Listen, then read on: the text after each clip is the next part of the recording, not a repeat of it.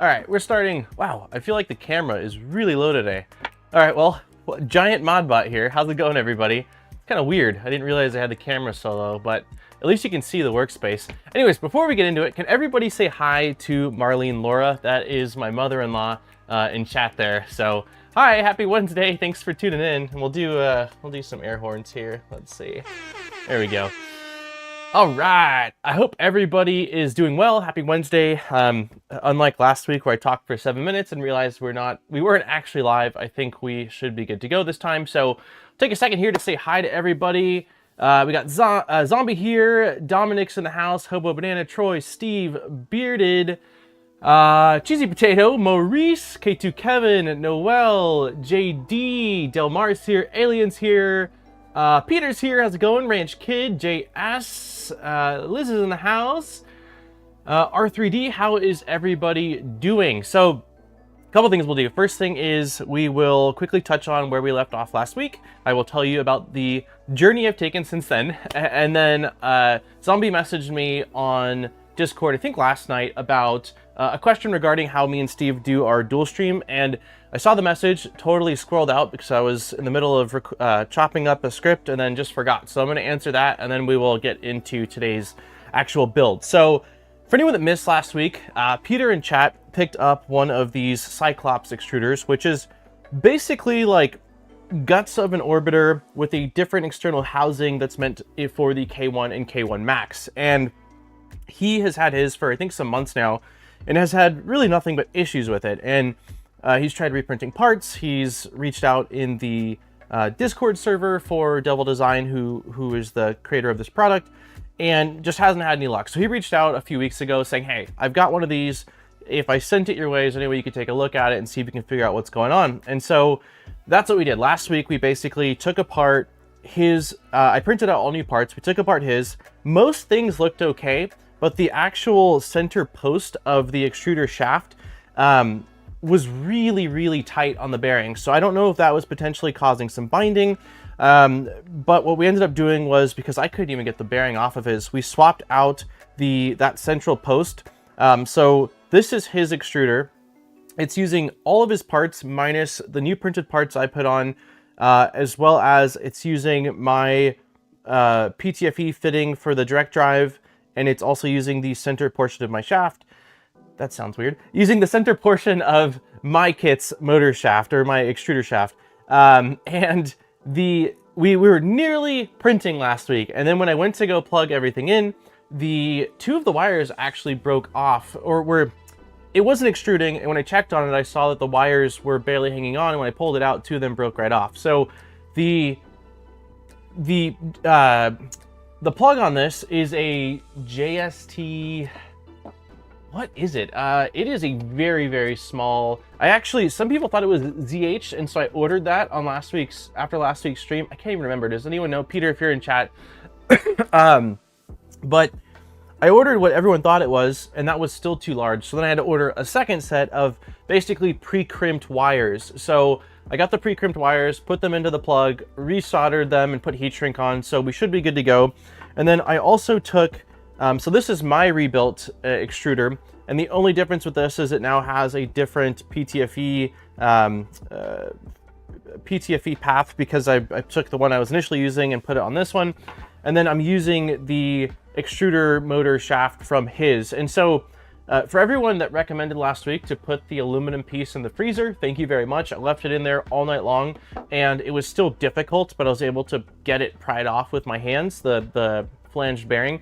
And then I ended up taking just some really fine sandpaper and basically wrapped the post in there and just went around. It took quite a while, but I got it now where it's still a very tight fit, but I can at least get it sliding on and off without binding now like it was doing before. So it's so little. I made an adapter to JST XH on mine. Yeah, I did see that they sold adapters as well, but now I've got XH and I've got I've got XT and I've got ZH now, pre-crimped ones. So for what it's worth, Sovol uses the same plugs on several of the connectors on the SV08 toolhead. Fantastic. Yeah, I'm sure they're doing it because of space savings. Like, it is quite a bit smaller, but it makes troubleshooting or working on them like near impossible. I mean, I've done a lot of crimping in my years, and I'm not saying I'm good at crimping, but I've done a lot of it. And I mean, it is like near impossible to get that in. So I imagine that almost all of these are done by a machine automatically and then just pushed in place. I would love to see the people that are knocking these out by hand. You're absolute wizard if that's the case. So the game plan today is we will just drop this in, plug it in, and hopefully we'll start with a small print, like maybe a Cali Dragon or something really small, just to make sure everything's working. And as long as that is and it completes, we'll just fire up a big print. And then aside from that, it'll pretty much be like a chill hangout stream. Yeah, so that's that. So Zombie asked when me and Steve did our collab stream previously, what sort of setup did we use for the cameras? And we spent a lot of time behind the scenes trying to figure out what was the best solution. We started off with trying to use StreamYard, and we didn't like StreamYard seems awesome for sort of interviewee style, hangout style, multi-person streams, but for the sake of a build stream, we didn't like how limited the interface was and what it allowed us to do.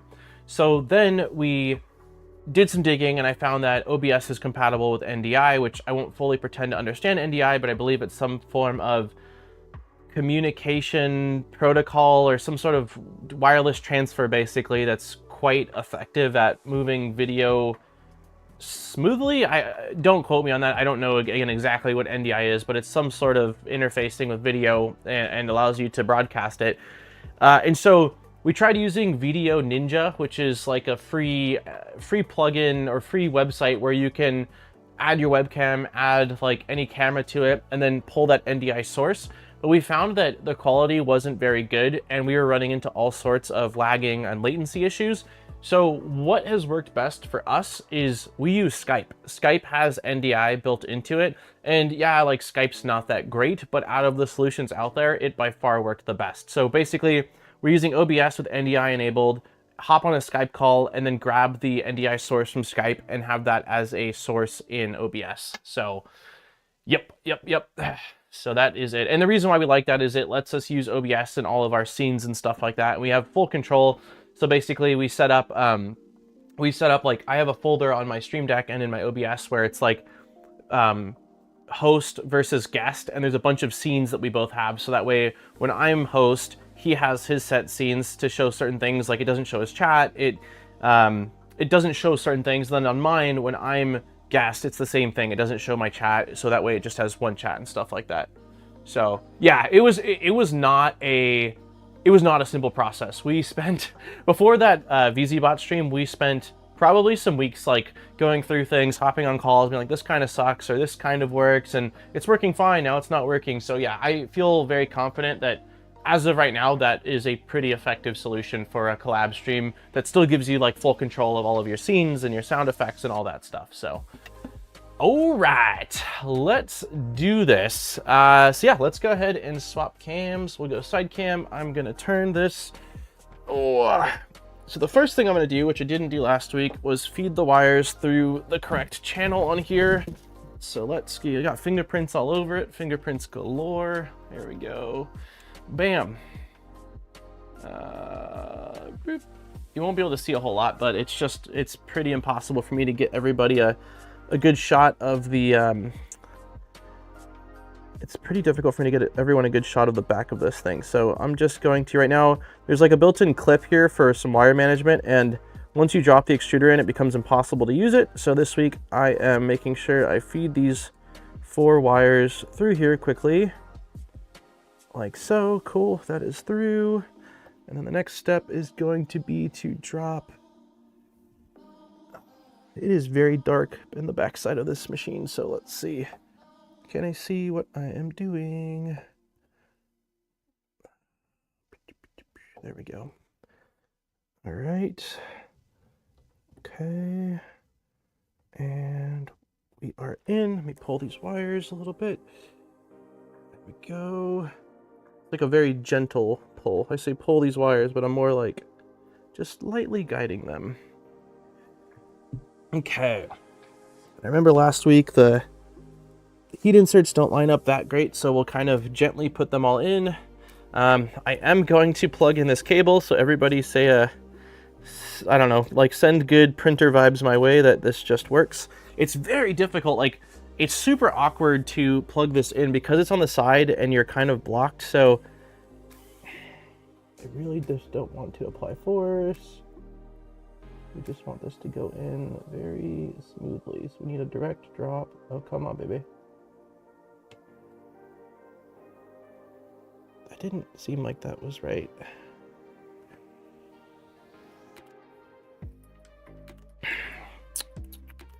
All right, I'm gonna block you guys for a sec here. I just want to focus on getting this connector in.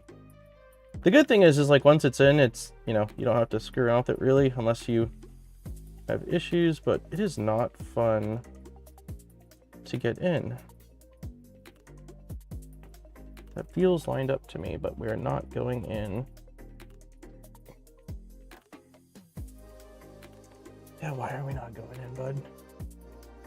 Okay, so here's what I'm gonna do. I'm gonna switch cameras to the other side so that way you're like at least not looking at just my shoulder. I'm gonna move this off to the side. Hey, nice. Okay, so let's see if I can do it like this. Bring it towards me. I always try to get, yeah, no, this has to be the right direction. I always try to get a good shot, but it's like, I've got to focus on just getting this dang thing in. And it's being extra stubborn.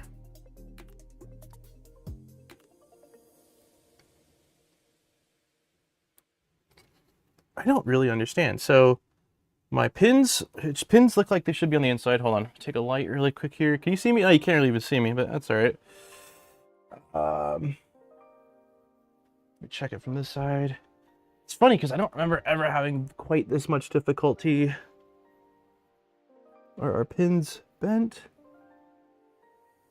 They don't look... They seem fine.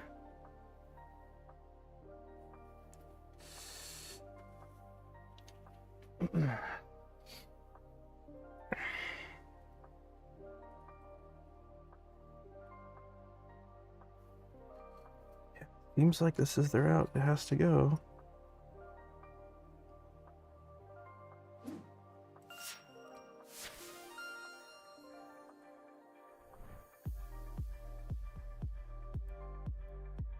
I don't get it, man. It's like, it's just really not. Nice! Thank you so much for the gifted memberships, man. Super odd to me, like, it's just skipping over it. I'm almost at the point now where I'm like, dude, I'm just gonna drop the board. I might just do that.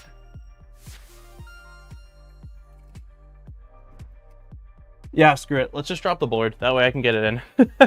It's going to be easier this way, I think. And I can take a look at the pins to make sure that there's actually no issues with the pins. So it's only 3 screws. Shouldn't have to do this, but what the heck. Let's just do it. That way I can make sure it's aligned. Hey, Sven. Also for nice. Thank you so much, man. All right, we got 2mm and a 2.5mm driver. I'm pretty sure it's a 2mm driver that we need for this. But I could be wrong. Yep, no, that's right. So we've got these stinking through the PCB screws, which is such a weird design choice.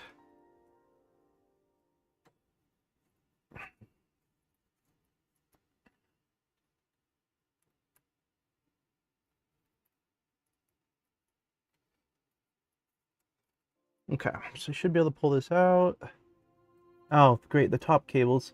Okay, well, if I can't pull this out, I can at least slightly angle it, which should help. I'm just wondering if there's something going on with my pins now, because... Let's see. Yeah, something feels off. I'd really rather not unplug these two at the top. Can I feed them in a little bit further? Not really.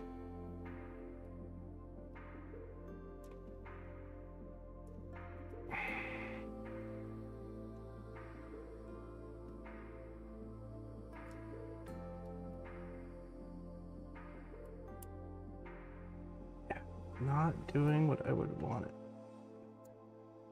Something feels off, man. All right.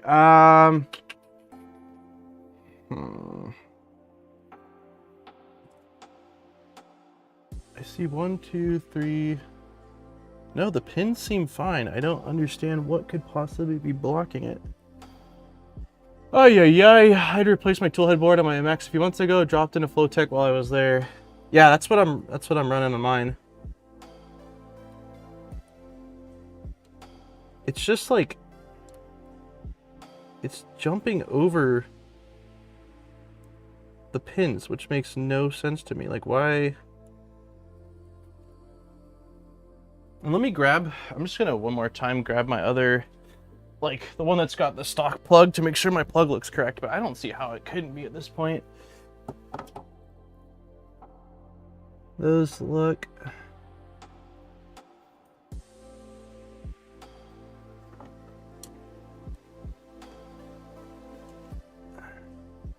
They look identical to me. Size is the exact same. Yeah, no, it's not that.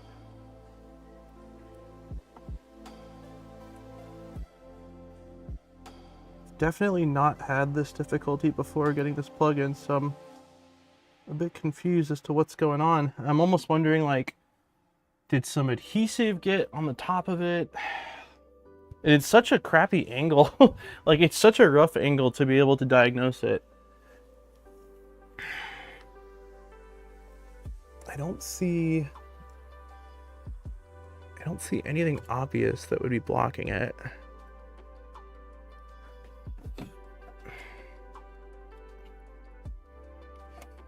Tempted to, like, I just don't, like, I really don't want to use force on this. Yeah, I can't do it from this angle.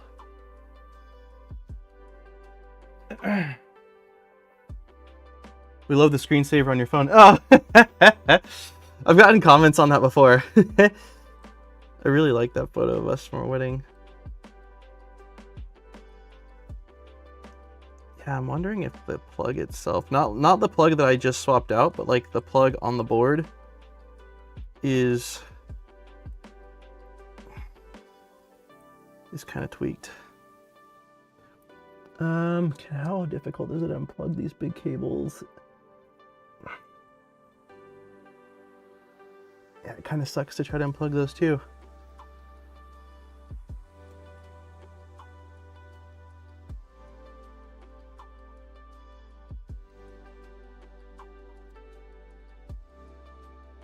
Man, this sucks.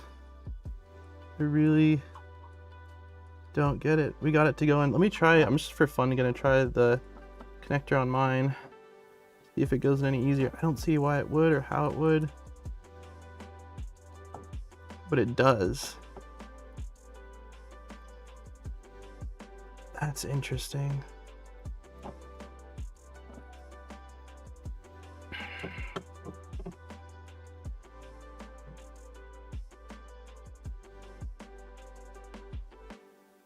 You know what? There's a slight difference. Wait, hold on. Let me... No, there's not. I'm looking at it from the wrong angle.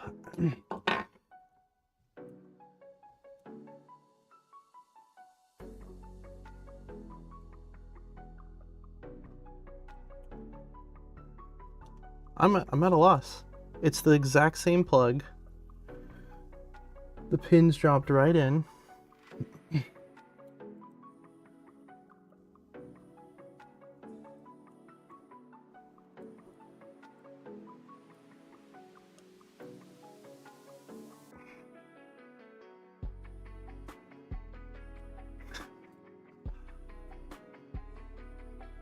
I'm kind of tempted now to take the motor out.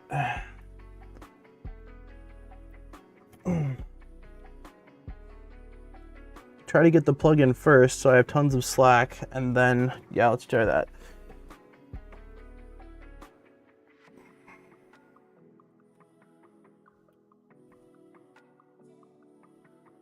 Okay.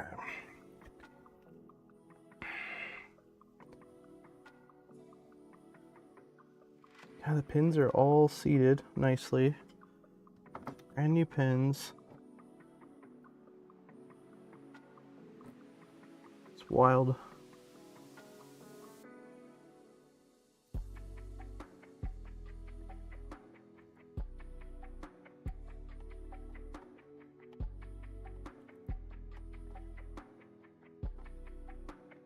Okay, I might have gotten it in. I think I got it in.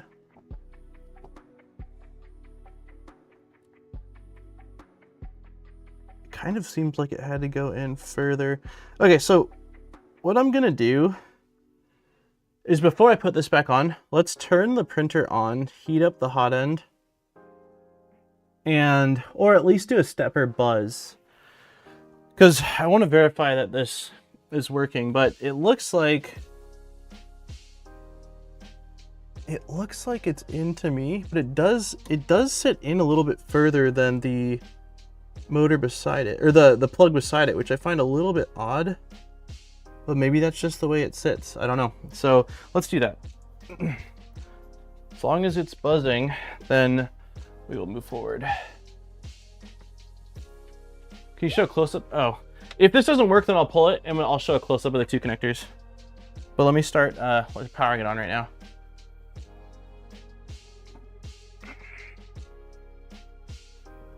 All right. Fun stuff. Let's see, stepper buzz. Orca slicer.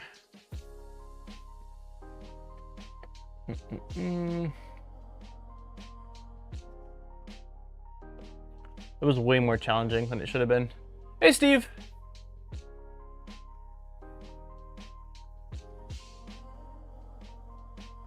Okay, so I'm going number of cat, that's fine. Previously, no. Device.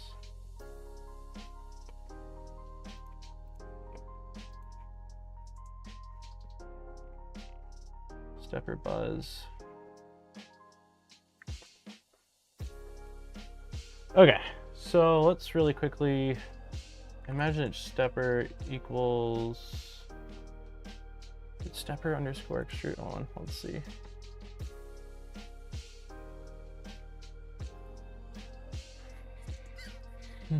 Stepper X, stepper Y. It's got to be just stepper extruder. Is it stepper extruder or just extruder? Let's just try this. Let's go dashboard. Wait, that's not stepper buzz. There we go.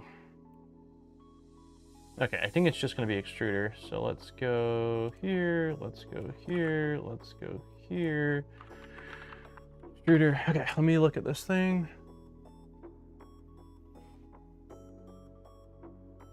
It seems like it's working. I'll show you guys. Let's see. Here we go. Try that again. You guys can see, just keep a lookout on the center, like that center portion of the bearing there. Okay, so let's try that again.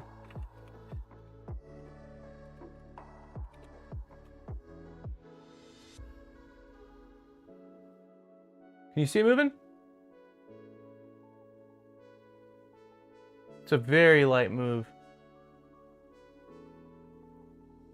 Yeah, cool. So it seems like I got it plugged in correctly. So I think part of the issue, if you look, I don't know how well this will actually show up on camera, but if you look at these two connectors, it's a tough angle, but the thing that was throwing me was that the extruder, like the connectors look identical as far as their placement on this PCB, but it seems like the extruder one sits in a little bit further. So like if I take this connector, like the actual wire connector and this wire connector, the extruder one's in a little bit further, and I was thinking that they should be aligned. So part of it was probably me when it was trying to go in a little bit further, thinking like, why is it doing that? But it seems like that must be the case. So let's go ahead and shut it down. I definitely don't want to short anything. That would be funny for content, but not funny for not funny for what we're trying to accomplish. So, all right, unplug. So now that that's in place, let's go ahead and get these screws back in. Let's see. That's a good step, though. We didn't have movement last time, so I don't know if this is even going in correctly. I can't actually see. Sure doesn't feel like it's going in correctly. Okay, no, it's a little bit higher up. Right there should be about right.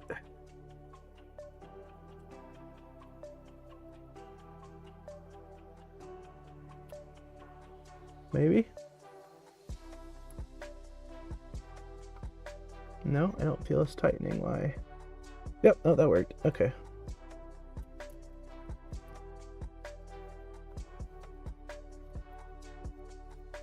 Don't you need to go through the slot in the back? Yes. So I can still have it go through the slot in the back since I haven't put the motor in. I'll basically take the wires, have them go through the slot in the back, and then drop the motor in. But yeah, it does need to go through the slot in the back. Why is this not aligning? I don't love this. Let's loosen these a hair. I really don't love the through the PCB mount setup here. It's a little funky. Are we aligned? Sure doesn't feel like it. There we go.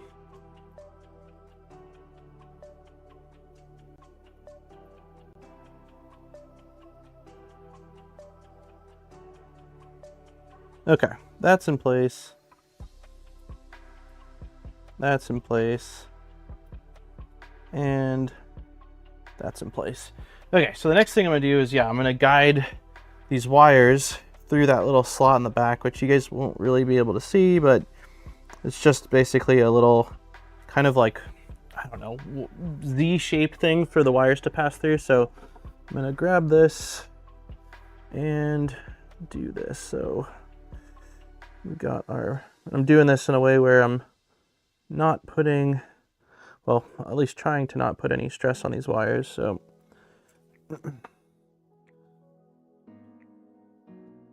okay, blue's in.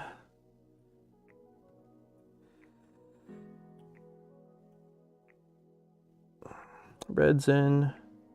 Green's in.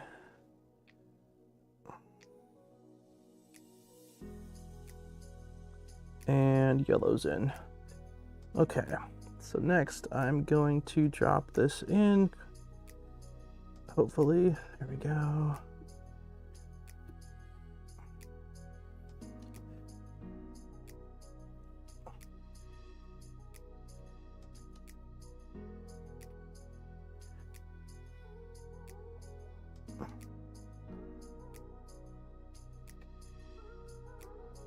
Okay, we feel like I should be aligned. Why are we not dropping in?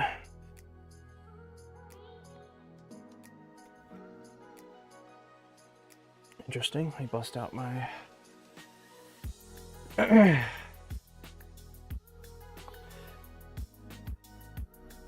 we go. Okay. Okay, wires look like they're in. Hey, SB. Yeah, so I did quite a bit since last week. I ordered the wrong wires, so they were not ZH. They were, someone said it later on, but I ordered the wires like next day delivery, and then when I went to, I installed them actually, and I'm looking at the plug and I'm like, wait a minute, something's not right here.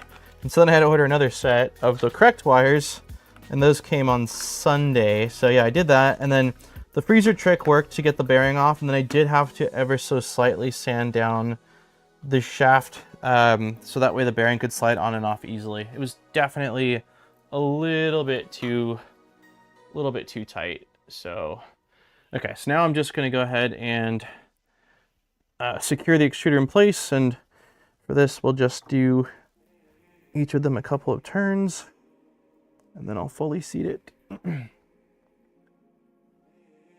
PTFE, yeah, PTFE tube is aligned. It wasn't aligned that way, that's why it wasn't dropping in.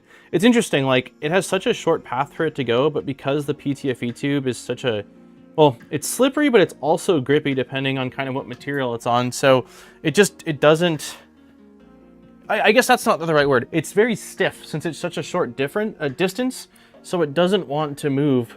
So basically, yeah, the issue was when I shined my light, I could see that it was ever so slightly not aligned. So now all the screws are in, so I will securely fasten this one. So that's one. And then we've got two. It can be curved due to it being tubing. It can be curved due to it being tubing. Oh, you mean like like, so if you try to go straight in, it's going to have a slight curve because it's usually wrapped.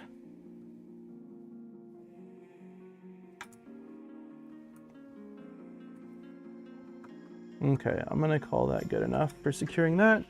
So the last step for this will be to plug our fan wire back in, which is right here. It should just go like that. Yep, much nicer having it in the front. Let's keep our wires away from our hot end. So these actually have to go underneath.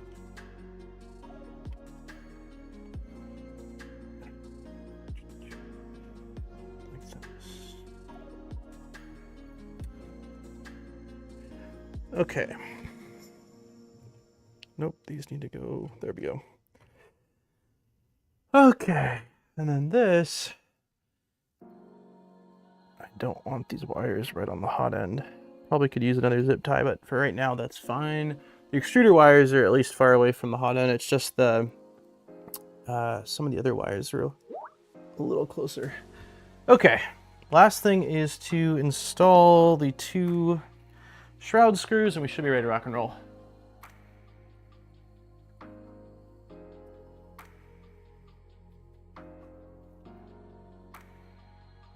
Copper conducts heat. You don't want it there. What are you referring to? The wire, the copper wire?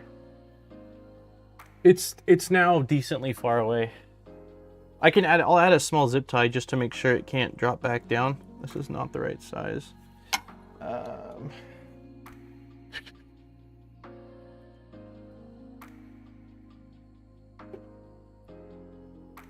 Oops. All right.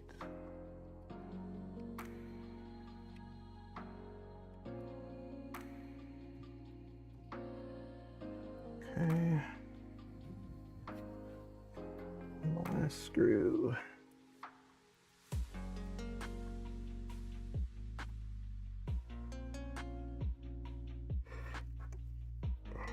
There we go.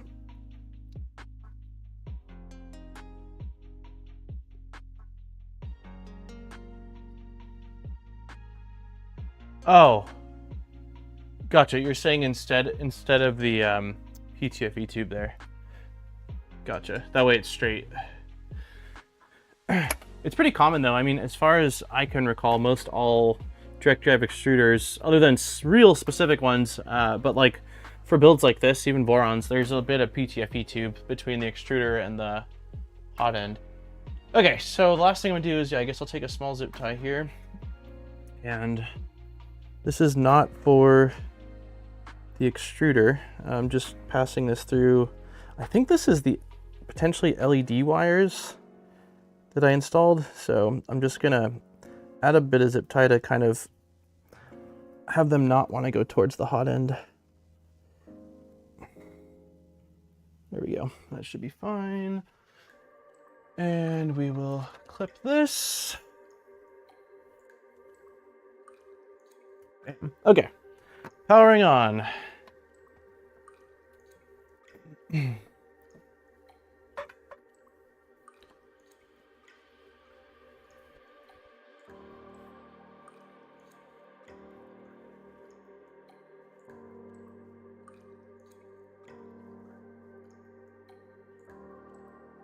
I know it conducts heat better, but since a lot of the clogs are in that junction between the hot end and extruder, wouldn't it be better to have copper there to help dissipate the heat more? I would think that PTFE... So I would think copper is really good at transferring heat. So if there's a lot of clogs there, I wouldn't necessarily think you'd want copper, because I think it would make it where heat, like it might dissipate it, but I also think it would sort of incentivize it to move up towards the extruder. And the extruder is going to generate some heat too, especially because you have the stepper motor and the metal up there. So I would think that the PTFE almost acts like a break between the heat, because as far as I'm aware, PTFE does not transfer heat well at all. Hey, RS. Okay, so let's heat up the extruder and see if we can get filament to feed through. So let's go 220.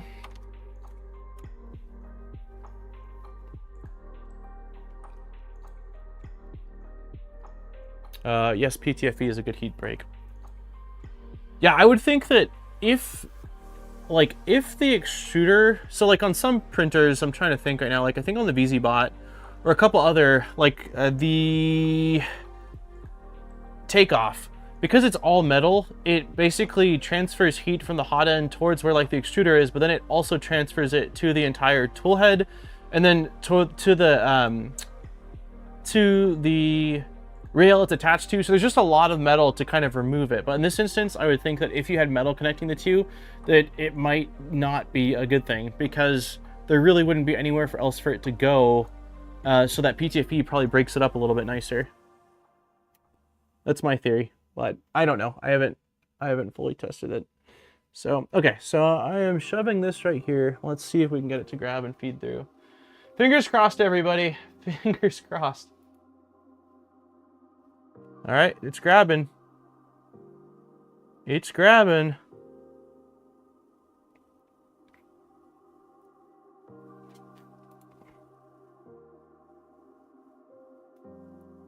I hear melting. I see filament. Oh, baby. After last week, this is very exciting. Okay, so we've got that going on. Let's go ahead. I don't remember what the heck we were going to print last week, but let's do something small. Like, let's just do... Hey, GPs. Terminator died? Oh, no. What about it died, GPs? That freaking blows. I'm sorry to hear that. LGX Lite. I like the LGX Lite a lot. I've got more experience. Oh, I like the V. I don't think I've used the V2.5, although I did just get one in for a build. But I like the Orbiter more, because you can adjust the filament tension more than you can with the LGX. But the LGX for like standard filaments, that's what I'm running on my V Minion. It's been just a little beast. So, oh, that's right, Dice Tower. Let's start with something smaller, because I just want to run one that will complete. Let's do like a Cali Cat, something really small. Most popular. There we go. Yeah, let's just do a little Cali Cat. We're just gonna do one of these cute little kitties, and then we'll do something. We'll get something bigger going. I just want to see how extrusion looks quickly. So here, Cali Cat. It's so cute. All right, generic PLA. That's fine. We are using. Wait, no. Yeah, this is right.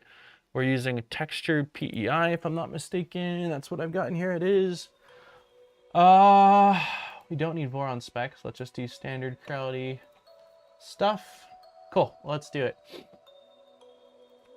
It's gonna take probably a couple minutes for it to do the mesh. When I've got some free time, I need to spend some time and get variable mesh working on here. I had it working at one point, and I screwed around with some stuff, so it meshes the entire bed, and it does so fairly slowly. So I'll show it for a sec here, but then we'll probably just go to talking camera for a bit here. Do you have any before prints? No. I've been running Cyclops on this for probably 6 months. So yeah, we're just Peter had a Cyclops. This is actually his Cyclops that he hasn't had any luck with. It's just been nothing but issues. So I rebuilt his Cyclops with new printed parts, and then I swapped out the center shaft on his from the one I had. So this is the same setup I've been running for, I don't know, somewhere between 4 to 6 months probably. Hey, Armor! The LGX Lite V2 on my rat rig just runs. Just thought I'll ask before purchasing. Yeah, I'm pretty sure that the VCore 4 is using an orbiter. I think that's what mine's got down in the garage. The orbiter is a fantastic extruder. But I mean, I guess at the same time, if you're used to the LGX and you're happy with it, then there's no reason why maybe you shouldn't use it.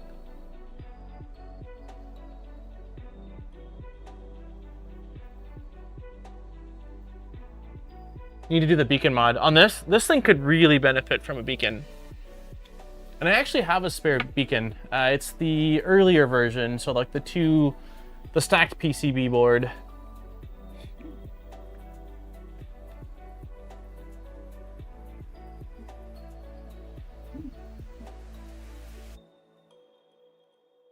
Okay, so now it's, I don't know, is bed heating or bed cooling? I'm not exactly sure. It's heating up.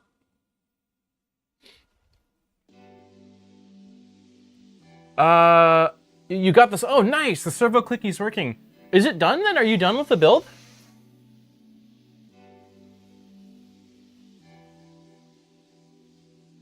That's super exciting.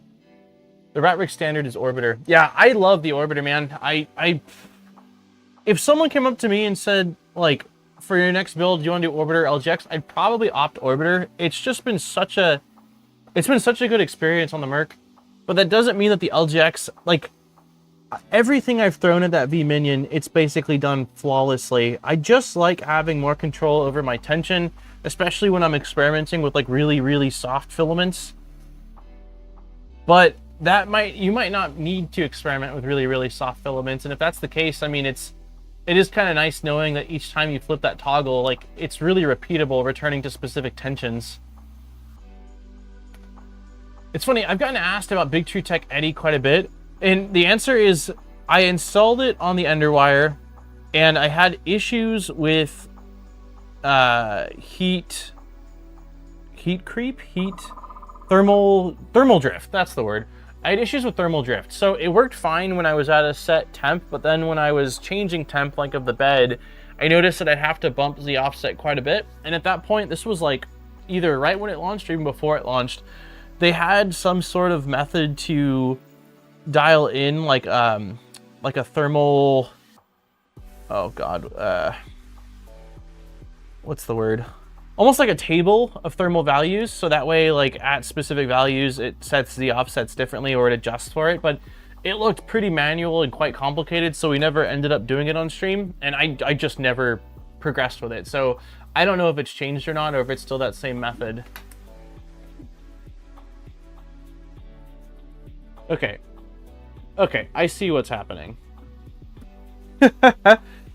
I see what's happening and what the issue was last time with this. This is probably going to throw off that bed mesh. The Bowden tube got pinched on the side here, and that's why it pulled it back.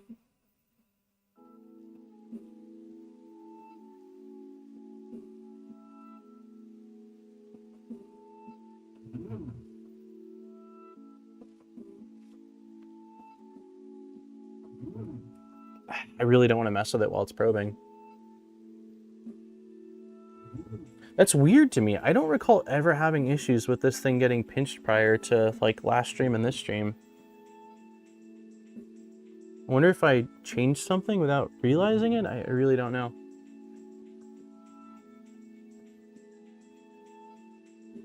Hey Mad Cat. I'm considering doing it on my next stream to my Mercury. I want to get rid of tap.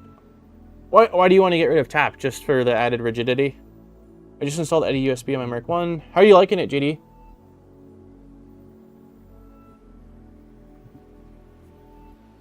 Yeah, as it gets further to this side, it's definitely compressing.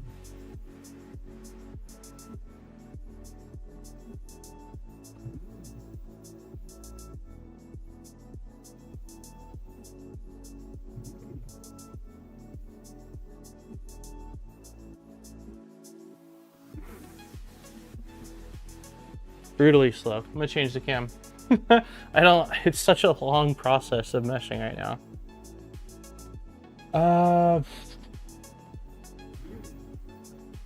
Need to calibrate at highest temp. But how would calibrating it at highest temp let it know what it needs at cool temps? Like, I wouldn't think that would make a difference. It would still need to know what value to go with when it's at cooler temp for like Z offset. I did the hybrid Core XY mod for my Mercury and I'm getting awful graphs, but also I can hear the toolhead moving. Also, I get a lot of inconsistent probing. Gotcha.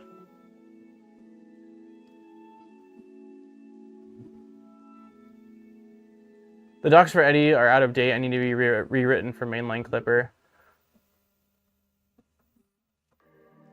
After this first print, we can try to get camp installed. It might be a little bit funky because this is running... maybe this is running Creality's stock firmware, but I installed something on top of it. It's been a long time since I messed with the firmware on this. The Eddie callouts don't work. It's basically a pain in the butt. Yeah, it sounds like it. That sucks, because, like, I mean, I only ran tap for a short while on my Trident before I killed my Trident on accident, but I didn't have any issues with it. I can't say that I remember what my graphs looked like before I switched over to Takeoff, but it definitely was printing nicely, and I didn't notice any, like, rattling issues, so I don't know. Hopefully swapping over will fix it. I'm not sure. Probably purchasing the Luke's Lab Calamity alley mount. Works on all belt sizes and is very modular.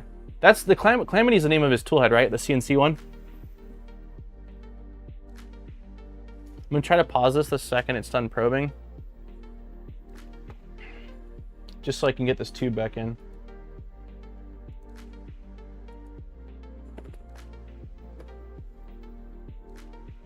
Oh, that's probably why, man. I heard a lot of issues with the Chaotic Labs V1. I think that they corrected it. I don't know if it was like an upgrade that people could do, but I do remember hearing that there was all sorts of tolerance issues, so that could definitely be it. I think I have a V2, but I never ended up installing it. I went with just the official printed one because people seem to recommend that.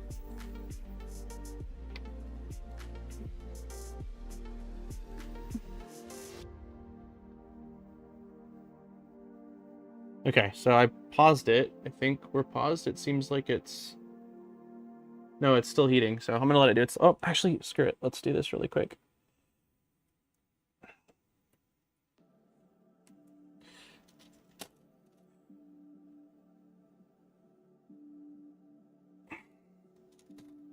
Oh, great, the filament.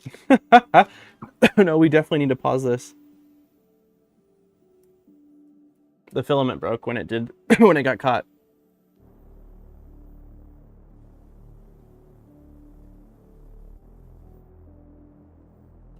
I wonder if it's because the tube's sagging more than it was before. I really don't know. Well, it's purging fine, so that's at least a good start.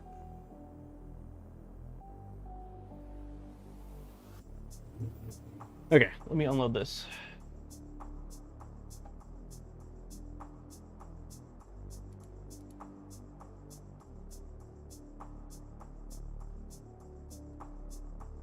There we go.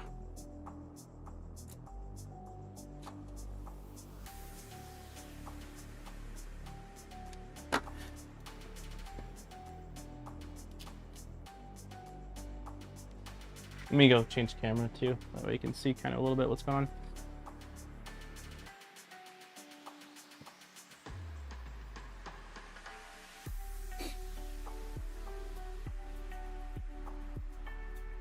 Okay.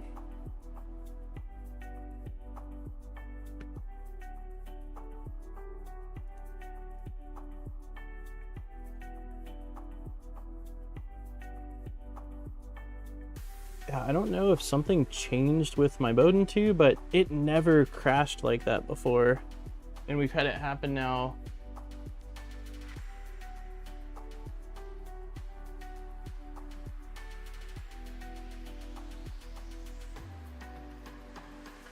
Why isn't it letting me extrude? Oh, got it. It auto cools the temp down. Yeah, I haven't had an issue with this Bowden tube pinching before, and now it happened last week and this week, so I don't know if something slightly shifted. I don't really see how it's possible, given that it's sort of constrained, but maybe I need to add a few more, like print out some of these little constraining clips for the Bowden tube. Maybe it's just a little bit, and it does, I mean, it always has had a bit of sag to it. So I think what's happening is it's kind of dropping in between this linear rod when it's doing that mesh, but let's see, extrude.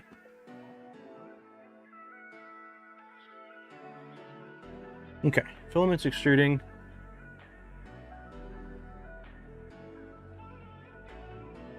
Okay, let's go.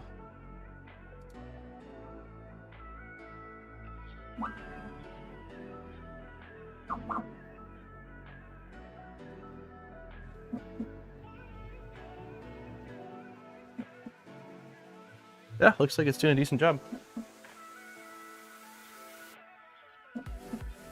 Replace with Capricorn tubing, it's stiffer. Yeah, maybe I will.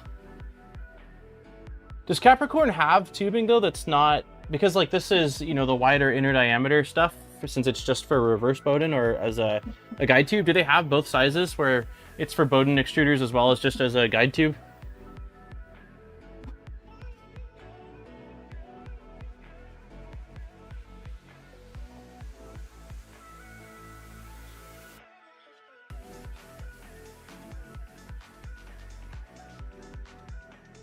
We're under extruding pretty hard.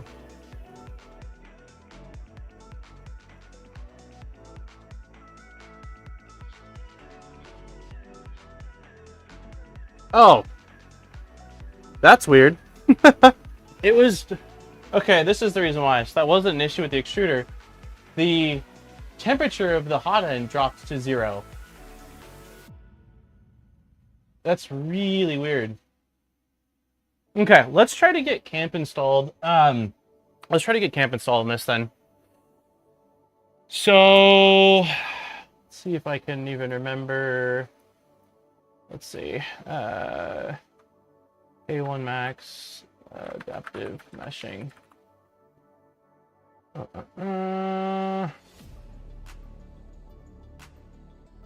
I want to say I have to go through the specific firmware, check the config.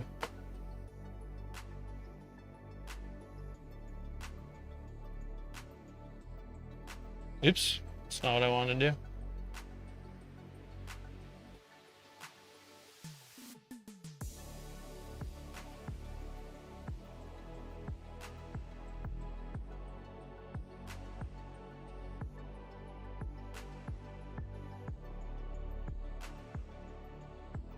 Min temp 0.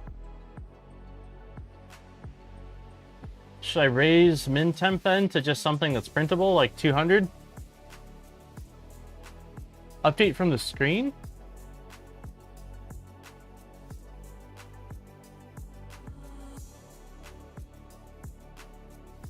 Yeah, the helper script was what I've used in the past. Maybe I should set min temp to like 200 just to have something that at least like would be printable. It wouldn't attempt to print less than that.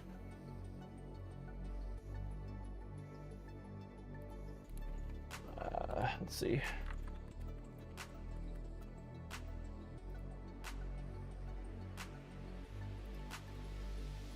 Okay, so I know I need to grab the SSH info. Let's see.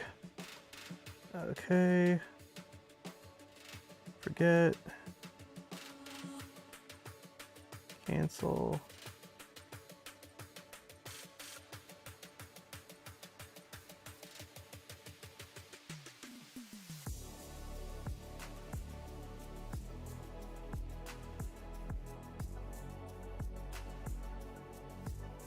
Okay, I'm restarting it from the screen. Hey Dutch, things are going pretty good, man.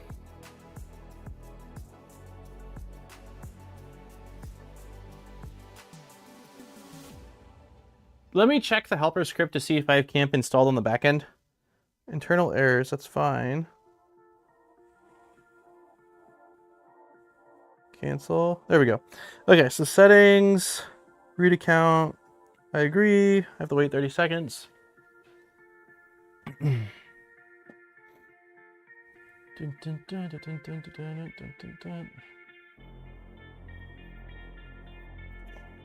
Yeah, I would much rather run camp than that. crazy big mesh for small prints. It's also so slow, so it's like, if it was fast, like if we had a surface scanner or an eddy current probe of sorts like Beacon, then I wouldn't care at all, but man, it's just completely unnecessary for this kind of a setup. Okay, so account root creality underscore 23. Root creality 2023, so let's go command SSH root, nope, not root, root at 192.168.105. I don't know what it is. 204. 204. Yes. Password, what did I say? Underscore creality, no, creality underscore 2023. Okay, we are in. So, firmware K1 series, changelog, install a helper script. For K1 series only use a script with firmware 1.3 and above, installation, get clone, we've done that, and enter this command to run the script.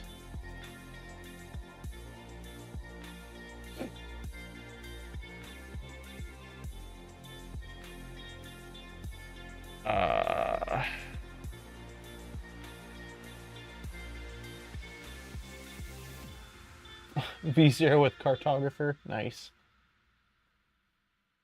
This isn't running mainline Clipper. But yes, it is. This is running whatever creality it's got on here, so it's not mainline. If it was mainline, I would totally do it. Please restart script to load new version. Okay. Helper script. Install. Fluid, main cell, G-code, buzz. Why am I not seeing it? Nozzle cleaning, fan control, include useful save screw detail, screws detail. Oh, there we go. Clipper adaptive meshing and purging, number 6. Okay. You sure you want to install? Yes. Do you want to enable macros for Prusa Slicer? No. Okay, so we should have... I think I just said hi to RH, but if not, hi RH, sorry. I like either read it and replied or read it and got distracted. Okay, so installation, update, info, main menu, install menu, remove menu, customize menu, backup and restore tools. Is there any info on customize menu, no, install menu? Okay, we did that. All settings for camp are configured by helper script. You just need to make sure that exclude objects setting is enabled in your slicer, which should be by default in Orca. Others, label objects is somewhere down here. Oh, it's not. Oh no, exclude objects, right, is what it said? Yes. You can also edit some settings, which I don't care to do. The following variables are for adjusting adaptive meshing. Following variables are for adjusting adaptive bed mesh settings.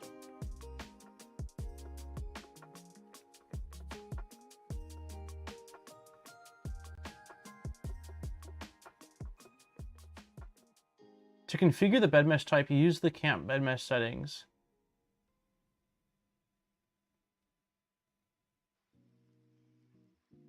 Simple firmware is pretty close to mainline Clipper, but requires an aftermarket probe. Great if you want to use the cartographer. Okay, so configure the bed mesh, use the camp settings macro. When none is selected, no bed mesh is performance starting a print. Okay, so let's see if we go here, we go to device, and we go home. Nope, that's not right. Let's I'm gonna restart.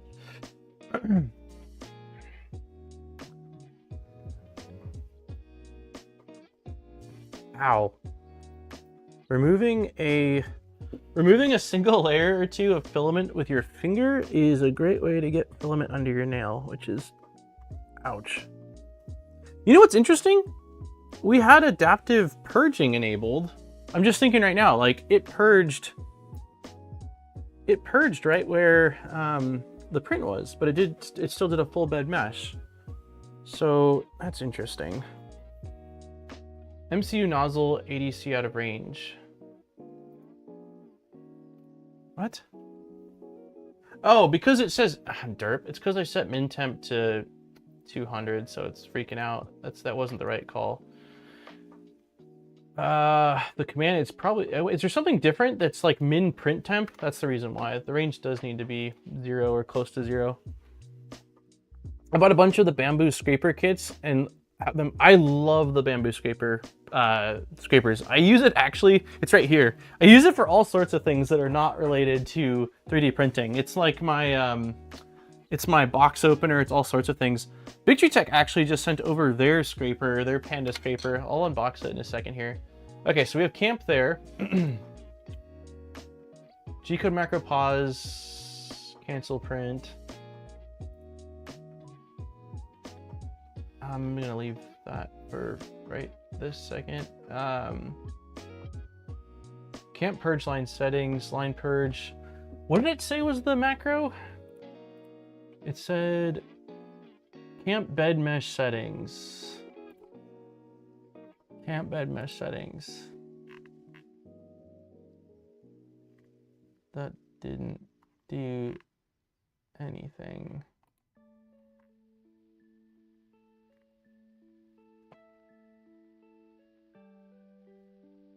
Wait, it did. Okay. Adaptive purge on. Wait. Prompt button. Okay, so the button's not popping up, basically. Is it because I'm in Orca? I'm wondering if that's why. Maybe I need to do this in the browser. Let me see. Let's go browser. Let's go here. Let's see if this does it.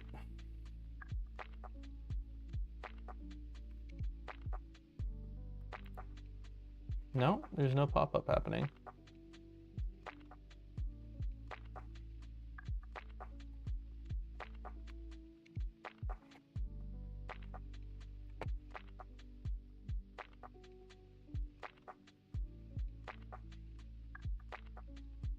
Also, is there a default,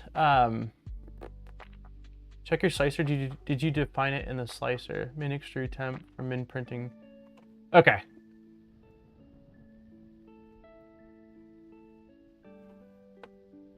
Start G-code.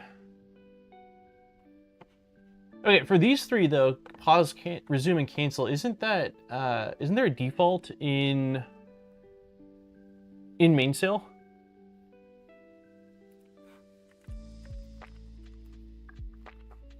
I thought for sure that there was.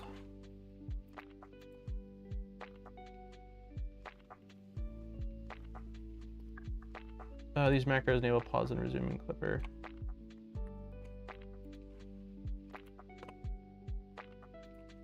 I need to delete some of these backups. Okay, let's add this.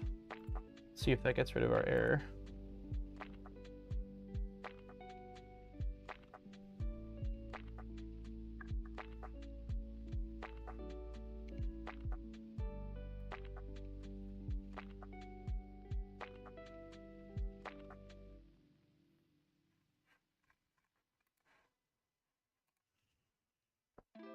Nope, that didn't do it. Why are we throwing an error there then?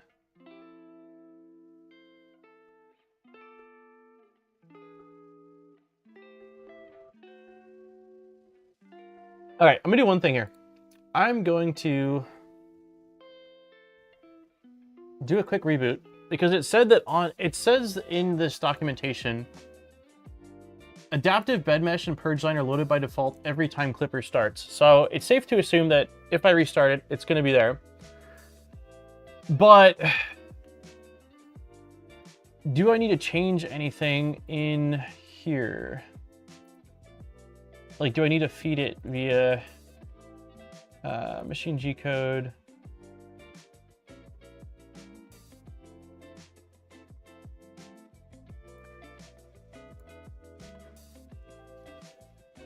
I mean, I guess what I'm asking is there a print start G-code macro built in? That's the last thing I need to check.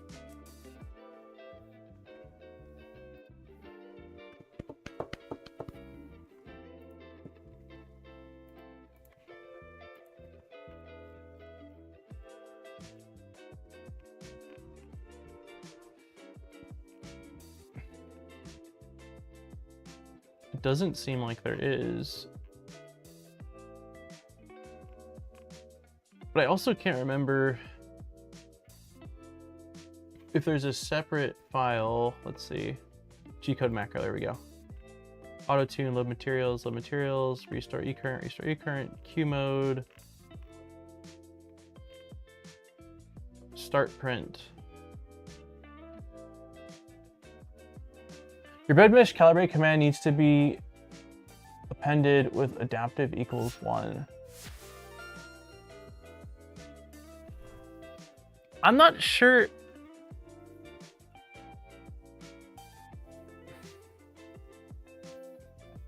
Are you sure that's the case? If I remember correctly, adaptive equals 1 was for when it's built into Clipper. I don't remember needing to do that.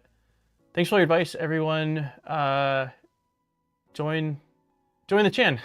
Thank you for the 4 months, Armor. I appreciate it, man. It's just, this is weird to me.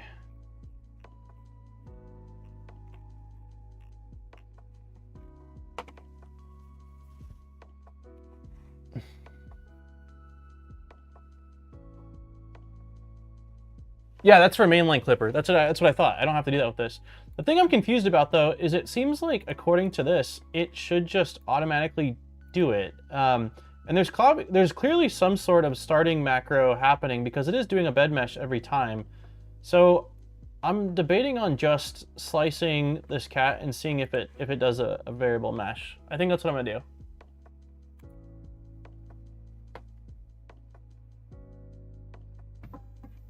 Let's just see. Because if we go based off this, extension, procedure, installation, great. All camp settings are configured by helper script. Just need to make sure that exclude object setting is enabled. We did that.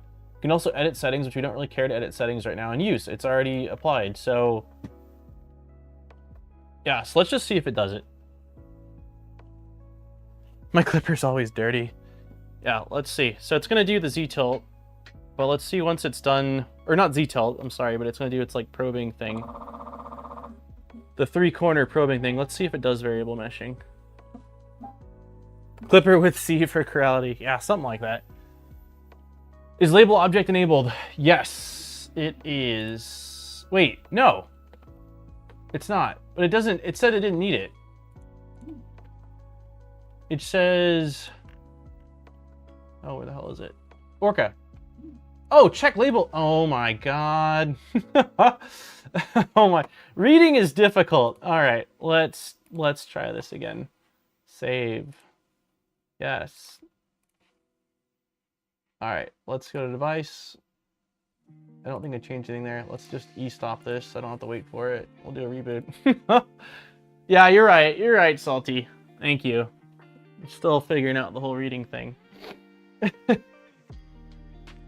funny because I read it twice too and still didn't gather that. That's probably why it wasn't working initially. I'm pretty sure I had this installed because variable purging has been working fine on it for a while. Reading is easy, comprehending is difficult. Yes. Okay. Once this reboots, are we back? No, it's gonna take a sec to reboot. All right, third or fourth time's the charm. The good news is though, the extruder appeared to be working, and the issue I believe was just because the temperature literally dropped. It was trying to print at like 100 Celsius, which is a little cold. A little cold for PLA. Not the fastest reboot.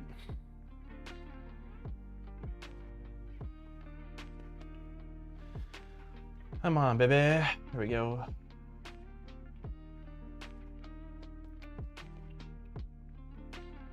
Come on, MCU. Let's do the thing. It's still rebooting on the front.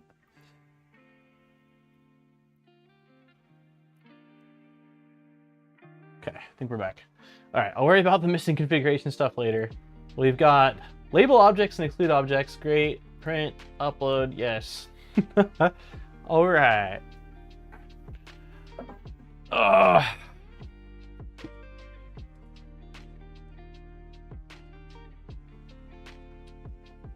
It happens. I also tend to miss a lot of things.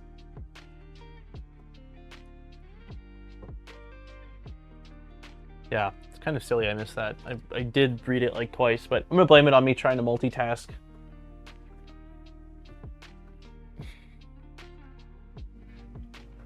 Fingers crossed, everyone.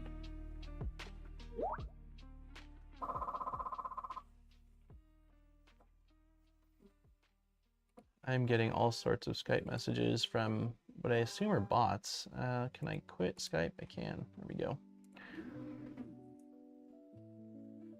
Please, variable work. I don't want to sit through another... How many point mesh is it? Yeah, it was Skype. I only use Skype for talking to Steve when we're doing like stream-related stuff, which is not often. But the I tripped the circuit last night, and so everything restarted, and my computer restarted as part of that. So Skype auto popped up.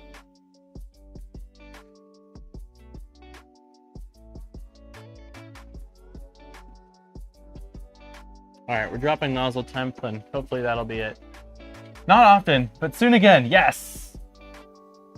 I've had people asking about it, Steve, and all I've said is that we've got something coming up, and we're working on sourcing stuff, and I gotta talk to Steve before we drop anything more than that. Tried to do an Enderwire conversion, found out my middle 4040 extrusion was twisted from the factory, so I don't have a printer since August. Oh, that blows.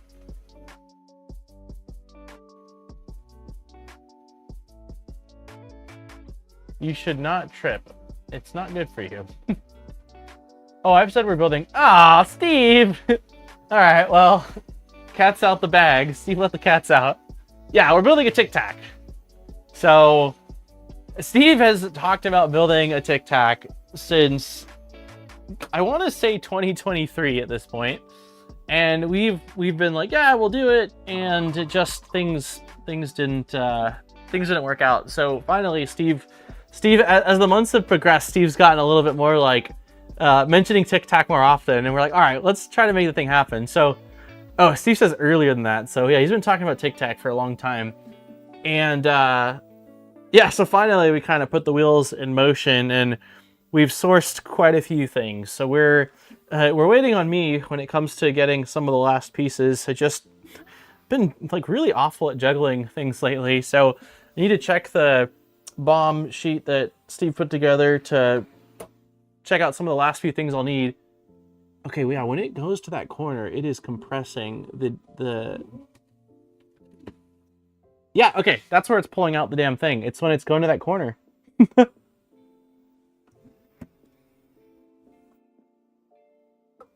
don't like that. Yeah, I might need to switch... don't do it again. This is probably screwing up the meshing because I'm...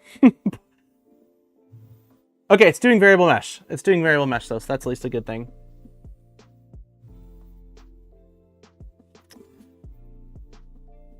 I don't know what I was saying now, sorry.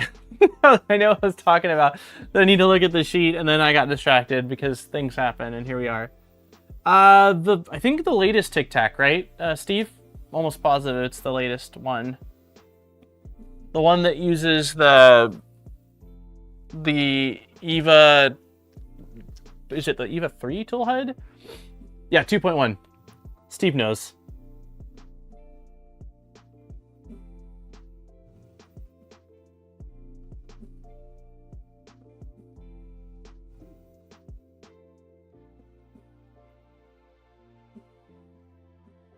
Well, that was way faster. Wait, yeah, that was way faster.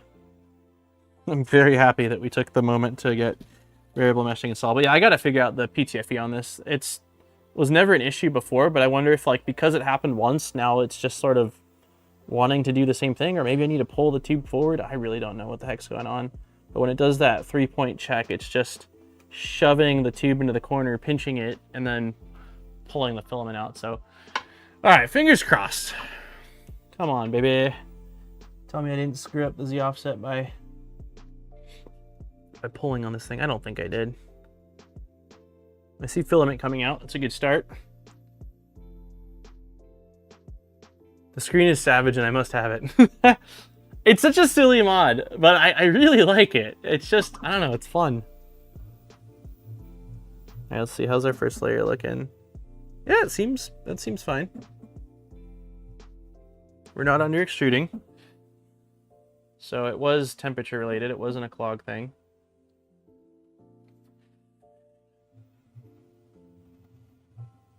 Thank God. Dude, this looks sick. Yeah, I really like it. It's the tool head's called the Devil Burner, which basically just gives you a cool looking printed tool head with the LEDs. Okay, it does not look like we are under extruding, which is a beautiful thing. So let's just let this thing rip. And then yeah, it uses the Omi tool head. But yeah, Victory Tech sent over some cool stuff. I don't think any of it's secretive, so I can kind of show it really quickly here. But they actually sent over the Panda Nomi, which is kind of funny with all the bamboo stuff going on. But for the A1, which I'm hoping will still work. If not, I will not update things. I definitely would like to put a screen on that. But they also sent over this, which I'm going to bust out right now. It's basically their version of the Panda scraper, which is my favorite. But I think it's in aluminum instead of plastic, so... Sorry, Peter.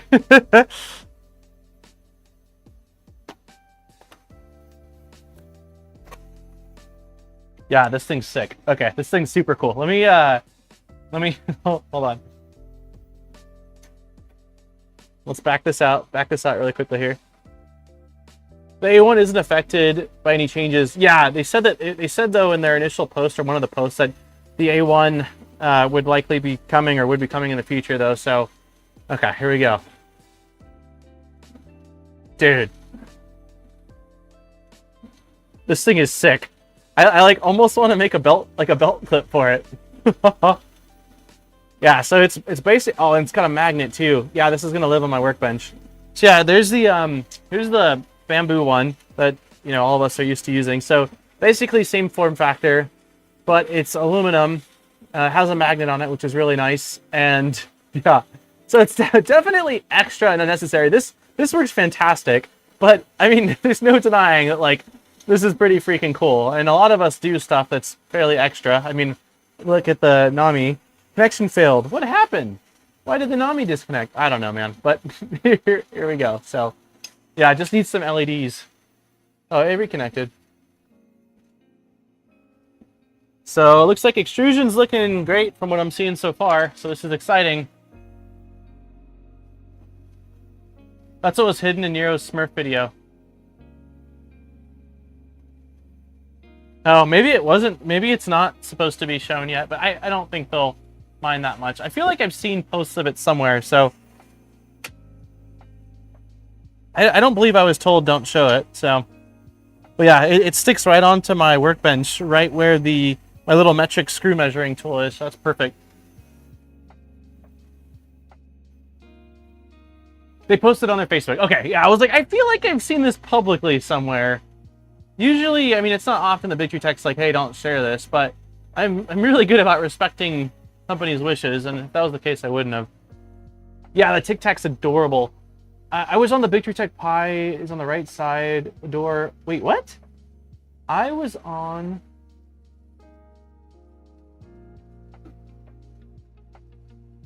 I don't know what you're saying, Delmar. Something in Nero's video blurred out, and then... Oh, it was on the Victory Tech Pi on the right side. Okay, gotcha. I'm not on Facebook much. Yeah, I'm not either. I was using it for some Yu-Gi-Oh! Trading groups. That was like the extent of it. And like occasionally Facebook Marketplace. But other than that, it is probably the least used social media platform for me. Cat's looking really good so far.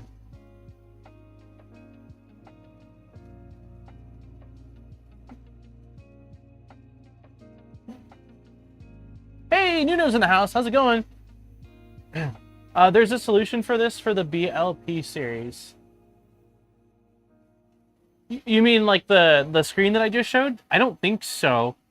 For the P series, what they have is I think the reason why they can't do it is because on the P series, you actually have the fan on the front. So it'll be blocking the airflow of the fan. While in the A series, you don't have to worry about that fan. The front of it basically just has that sort of see-through astronaut window looking thing that spins, so that's probably why.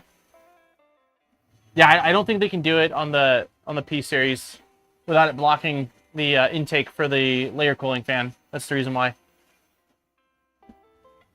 In 10 minutes, also, we'll open the Polymaker giveaway. It'll probably be a little bit shorter of a stream today. Erin's got her hours, like she's been working a couple days a week for quite a long time, which has worked really well for baby dynamic as well, toddler, I guess, now dynamic, and then me juggling work stuff. But they upped her because I guess they got rid of a lot of seasonal people. So now she's got like, I think she works 7 or 8 of the next 10 days. So yeah, she works today, so it's going to be a little bit earlier of a stream so that I can try to get a couple things done before. As far as the game plan for next week's stream, it's still up in the air. My dream is that we're starting to work on the box turtle build. I got the filament in, I got the box turtle kit in. I don't have any parts printed, so it really just depends on how quickly I can hammer out those parts. Hey, Bearded! Posted a pic of what I was saying in live streams. Is that Jack Attack? Can we come get him? Look at a cockatoo! You look like a cockatoo, baby!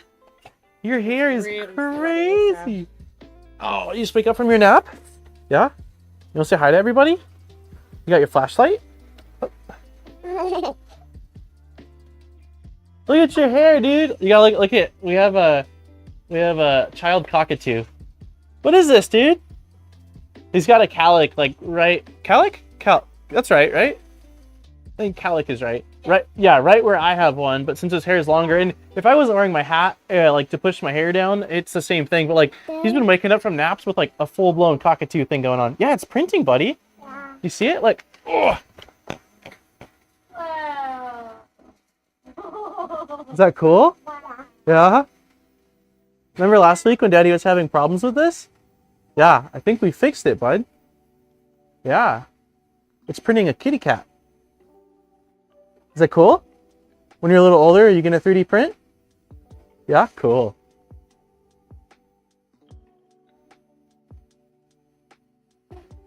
The camera?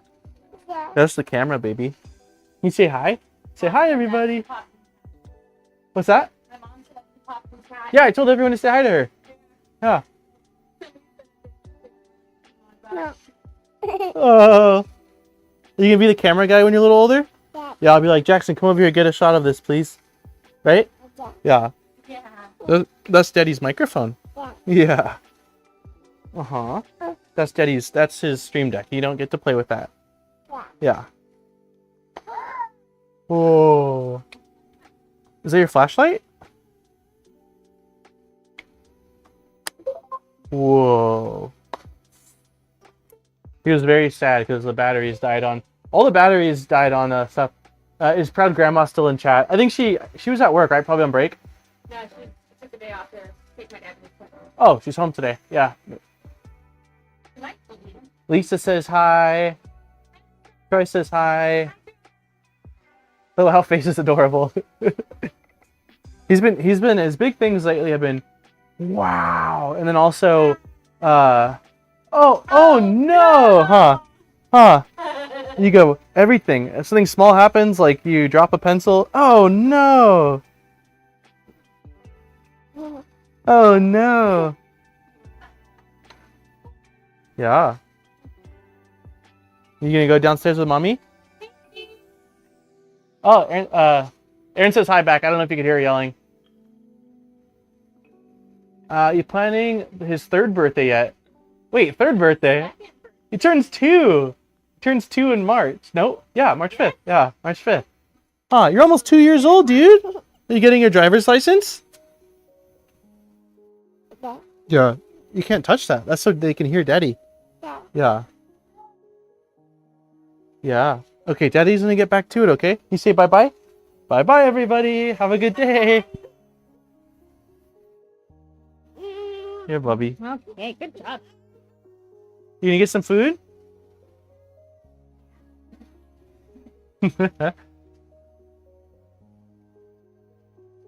Yeah, he's too big, man. It's like such a mixed thing, right? Like, it's so exciting watching Jack grow. I'll go back to this. it's so exciting watching Jack grow and like learn new things, but it's also at the same time like he's growing so fast. We went to on Monday. I took some time off because we had the holiday here off in the at least at Lightburn for work in the States. So we went over to the aquarium, and he hadn't been in the aquarium since he was like was he walking? I don't remember if he was walking last time, but this time, man, he was like screaming and running around, and he pet a koi or like some kind of a fish, and like was standing up at the pool with I think they're manta rays or maybe they're stingrays, I don't know, but it was so exciting to watch. But I'm also like looking at the photo from when we took him for the first Father's Day, so June, so it would have been like March, April, May, 3.5 months old, and he was just this little potato, and now I'm like, dude, he's a little man now. He can throw it. He's like, we have this little basketball court inside. It's like a little Tykes one, so they're just squishy balls, but he chucks those things at me now, and I'm like, dear God. Like, hey, Mick, is it okay? Mick, you gotta tell me right now. Am I saying it right when I say Mick, or with the E on the end, is it Mike? I want to say it correctly, and I don't know, but you're absolutely welcome for the filament. Congratulations again. We are going to be opening. What colors am I doing for Box Turtle? I posted a photo on X or Twitter or whatever we're calling it, but I know that not everyone's there. So let me show you guys. These were sent from Fabrico, but they are LDO ABS. I thought it'd be cool to use LDO ABS because it's an LDO kit, and I've never gotten a print with it. They had it at the Fabrico booth at 3D Printopia, but they were gone really quickly. So this will be the primary color. It is called Stardust Gray, and I don't know how well it comes through, but it's basically like, I would describe this as an in-between gray. So it's not light, it's not dark, it's like right in between, and it's got silver sparkles in it. So kind of similar to like what the Galaxy series would be if we're comparing to Polymaker, but really, really pretty. And then the accent pieces are in, this is called Dark Teal, and it is this guy right here. So these are the two colors. And I went with a black frame for it. So black frame, this is the primary, and then this is the accent. So I'm really looking forward to getting those parts printed out. And I'm hoping tonight, I don't think I have to do any audio work in the next 24 to 48 hours. So I'm hoping tonight I can just get some batches of parts going. It's a really nice teal. Those are the exact colors I chose for my latest NG build. Well, you got great taste in colors, Armor. You got great taste in colors, man. Got that same teal. Yeah, looks like a tiny bit of texture. Oh, nice. That's cool. I have some of the dark teal waiting to print with it. Maybe you do as well. Well, I appreciate it. I wasn't sure what I was going to do. I really... Like, normally in the past, I've done a lot of black as the primary and then just an accent, but I was like, okay, we've got black extrusions. I didn't want a really bright primary still, so I was like, okay, silver is really nice. And I just don't think I've done any builds with, like, blue has kind of been neglected when I think to all the builds I've done. And I saw this this off teal, and I'm like, this is a really kind of cool but funky, you know, I think teal's in blue, in the blue family, so a really kind of funky color, so... Like Mickey in Swedish. Mickey. I wish I knew how to say it. That's right, because you're in Sweden, right? When I sent it, I was like, Mickey. My mom and dad went back to California for a few weeks to do stuff at their cabin, just because of the winter weather. They have to, like, leaves and wind damage and stuff like that. But I wish I could call her and be like, say M-I-C-K-E. Mikey. Oh, Mikey. Mikey. That doesn't sound Swedish to me though, Mikey. Mikke? That sounds like Swedish. Mikke. Hur mår du? Hur mår du, Mikke? I got red and teal, I think. I haven't used them yet. I had the same thought process. My last two builds were black. Hey, Mikey. He likes it. Mickey. Humadu. Bada bratak.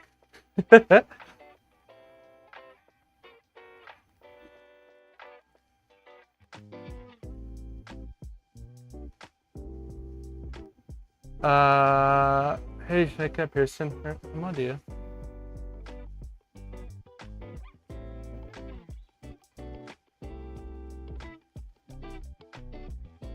Wait, what did Troy say? Did I miss something?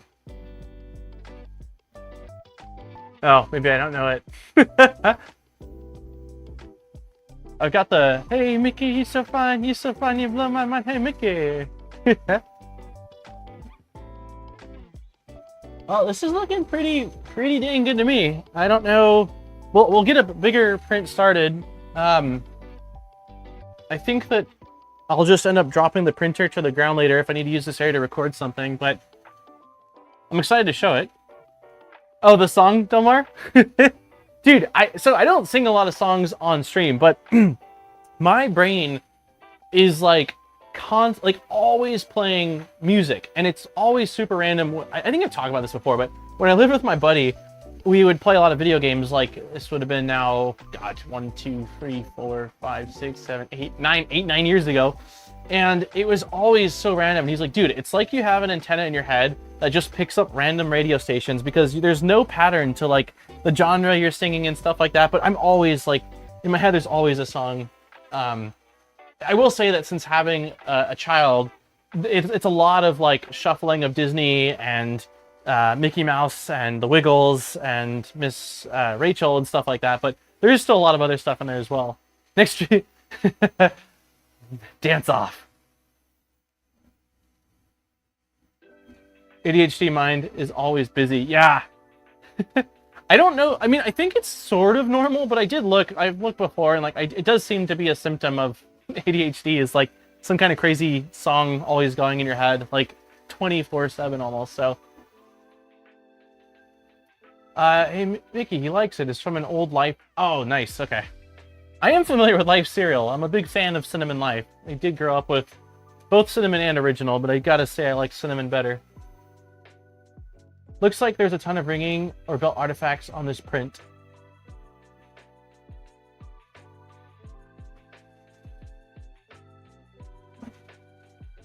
Yeah, there's definitely artifacts. This angle is hitting it like spot on.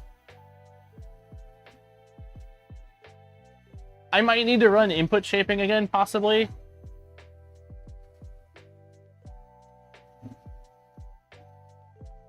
Just as long as it's not Baby Shark. Oh, no, it's not. I'm a fan of eating, so I guess I'm also a fan of Life cereal. Hey, John, how's it going? What is happening here? Can't start over? Can start over? This is week 2 of messing around with this extruder, so I don't think we can start over for you, buddy. I'm sorry. Yeah, the light from this and the camera angle, I think, is also making it a bit exaggerated, but there definitely is. But when I look at it from spot on, like, it doesn't look nearly as bad, but I'll show. Also,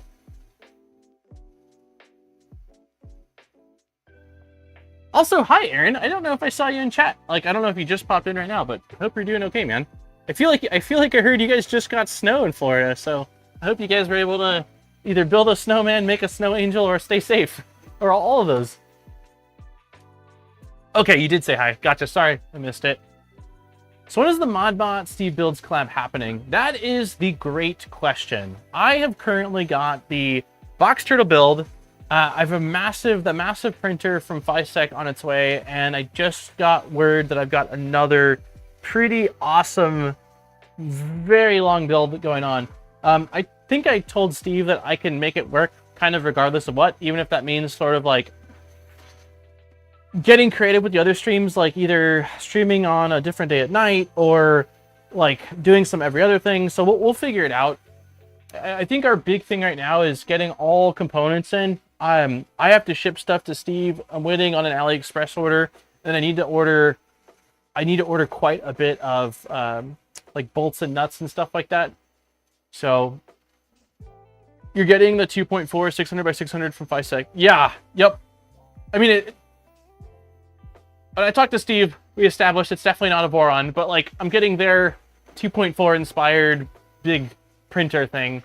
We're gonna have to build it in the garage, which is gonna be interesting. It's also gonna be really cold. I question how circuits are gonna work. It's gonna be a journey. I might be making hot cocoa for those streams, because the garage is insulated, but it's still often like mid-40s. You're building the Venture XL from FISEC. Yes, I am building it. For better, for worse. I'm excited. I've never built anything big like that. Like, it is way bigger than anything, and I don't know, like, long-term what the plan is as far as the hot end goes. Like, I would want a massive nozzle on it, or to convert it to IDEX or something, so we'll see. I think it's going to be an interesting build. I'm up for the challenge, and that's about as far as I've got with it. So we'll see. It's on casters, so I can at least roll it around the garage. I'm almost debating on, like... converting the top into, like, just being plywood instead of whatever top cover it's going to have. So that way I could use it as a bench as well. So, I don't know. We'll see.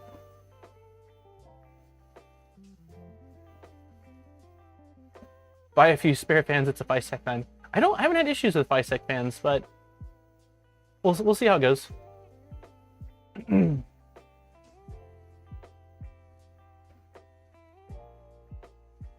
Is the mic staticky? It should be going through a filter unless the filter's off. No one's complained about static, so... I mean, this printer is really loud right here, so it could be that.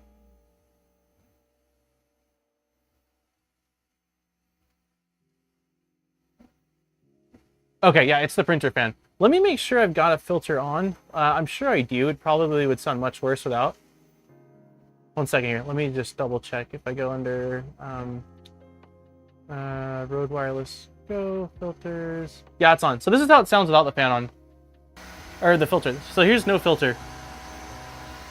So I would imagine it's much louder now. Right?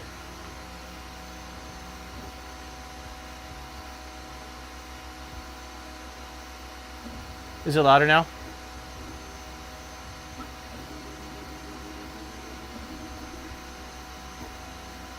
Nobody's saying anything. Okay, I'm putting the filter back on. Yeah, it's louder. Okay. Yeah, it does have quite a bit of artifacts. I don't think that has anything to do with the extruder or the hot end, though. I think it's more of a K1 thing right now. I could run input shaping and see if that does anything, but I'm more interested in seeing what the extrusion's looking like. And from what I can see from here, the extrusion looks really consistent.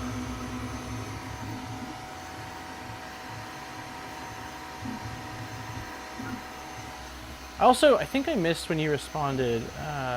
I'm going to pick up a V-Core. Oh, nice. In March from Hector. That's super exciting. Are you going to do IDEX on it? Did you respond? What's happening? Can you start over? Tripods. There we go. Nope. Oreo's doing better. We got her new friend who adopted. Yeah, how's Puppy doing? Puppy looks adorable. It's the printer picking up when you talk. Okay, that makes sense. It's probably completely filtering out everything, and then once my voice jumps in, it's like, how do we distinguish what's voice, what's fan, and so that's where it's causing some issues. I'm so excited for the Core 1. Yeah, I'm looking forward to it too. I did reach out. We had a bunch of people in stream a few weeks ago asking if I was getting one. I said, I haven't had talks with anybody. So I did reach out and say, hey, there's been quite a few people reaching out asking for, you know, whether I'm going to be testing one out. So I want to throw my hat in the ring, and basically was told they can't guarantee anything, but, you know, if there's a list, hopefully I'm on it, but I don't know. We'll see. You're doing IDEX. Nice. Noise canceling is back. Wait, what? No, noise canceling's back on. Device. Filters. No, oh wait, you're right, it's off. Sorry. Okay. I think I fixed it now. Is it better? Sorry about that. Puppy is adorable. Good that Oreo can keep up with energy level. Yeah, that's awesome. I feel like I've seen that quite a bit, where an older dog and a younger dog, like the younger dog sort of like breathes new, like that puppy brings that puppy back out of the older dog. Yeah, thanks for letting me know, Nice. I thought that I had done it, and so I don't know. It would have been a long time until I checked it again if you hadn't said something.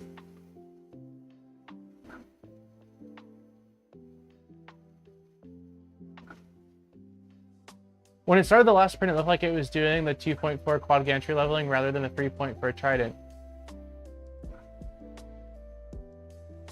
That's interesting.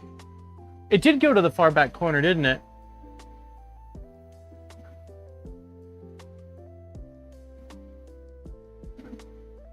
I'd like to have a Core 1 as my JustWorks machine.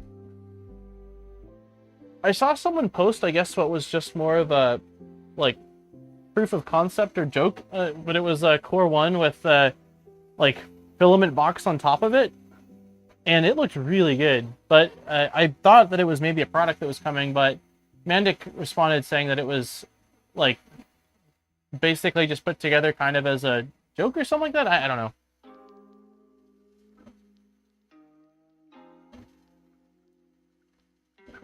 Does anyone know what changes are in the LDO Nighthawk 36? Is that how our print's finishing? There's no print end. Done printing. Okay, well that's a interesting way of doing it, I suppose. So we definitely got to, let's go, I'll manually get it out of the way.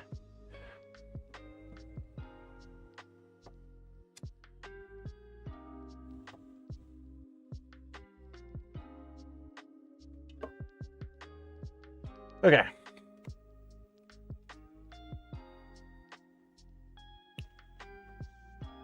So, yep, there is definitely ringing. There's no denying it.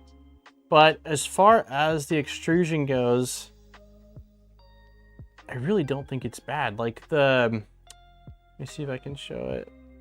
The overhang looks really clean to me. I mean, we haven't done any tuning, so like I might need to adjust.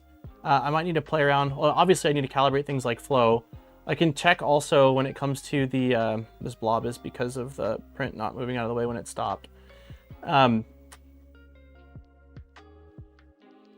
Yeah, it looks like mostly VFAs to me. K1 Max is known for VFAs. Mine was so bad that you could feel it. Yeah, so but from the extruder standpoint, I feel like it did a really solid job. Like I don't see any under extrusion at all. The overhangs look clean for, I mean, what it is. Like it really did. Linear mod fixes that, yeah. And this is also like, this is a really glossy filament, so it's definitely, with the light hits it, it's going to amplify it really bad.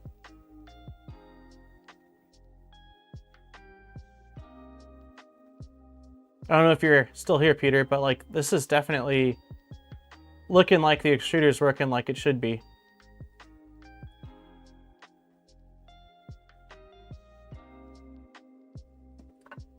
So let's fire off something bigger. Also, I need to open the dang giveaway. I was supposed to do it already. I can drop the outer perimeter. That's fine. I'm thinking about printing that turbo snail.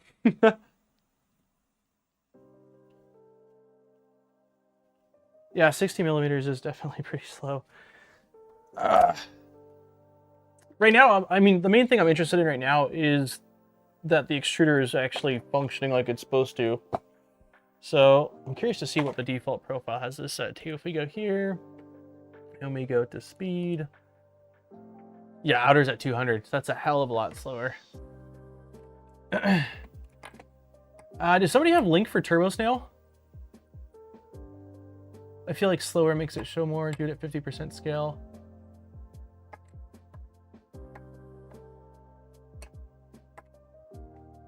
Oh, wow. Yeah, I'll get the giveaway open. I'm gonna wait for Del Mar to send over that Turbo Snail so we get this thing at least printing. Yeah, based off what I'm seeing here, I would say that the flow rate probably needs to be calculated.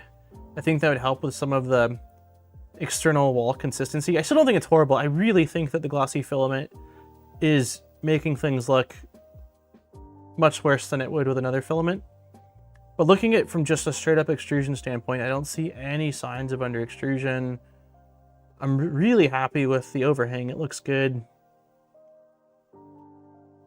So, in live stream's cool. Thank you. Live streams. There we go.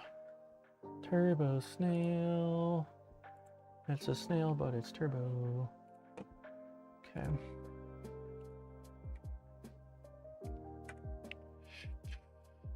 Yeah, I think for this one, I'm not going to slow things down. I don't disagree that like playing with speeds on the external wall could help potentially, but because the main thing I'm testing out is just the extrusion, I don't want to really go slower. So this is 4 hours. I'm actually fine with running that whole thing because I don't think we need an outer brim. I won't be able to actually do much recording, so I'll be watching Jackson until he goes to bed tonight, so I've got that time to run this. So we'll run this. This is at least a decent sized print. And yes, others, brim, no brim. Speeding up the external wall will lower VFAs a bit too. I feel like 200 millimeters a second is not slow. I wonder if it's the accels. Yeah, maybe it's the accels that are, because even the inner wall's at 5,000. So we'll see. This is a larger model, so it should be able to print a bit quicker, but we'll see. As far as like getting up to speed, I'm not too worried about it right now. Yes, there are warnings. Scenes has floating regions. Really?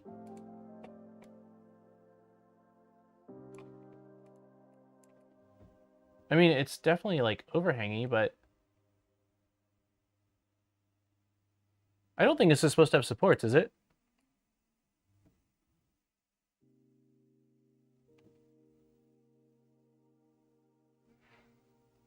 Okay. Yeah, I'm looking at, I mean, I do see like, obviously this is a pretty gnarly overhang. This is pretty steep. This looks fairly steep, so maybe that's what's triggering it. But like, I don't see anything here that's just a floating object. So, okay, let me get the giveaway open. Let's go ahead and do that. Send.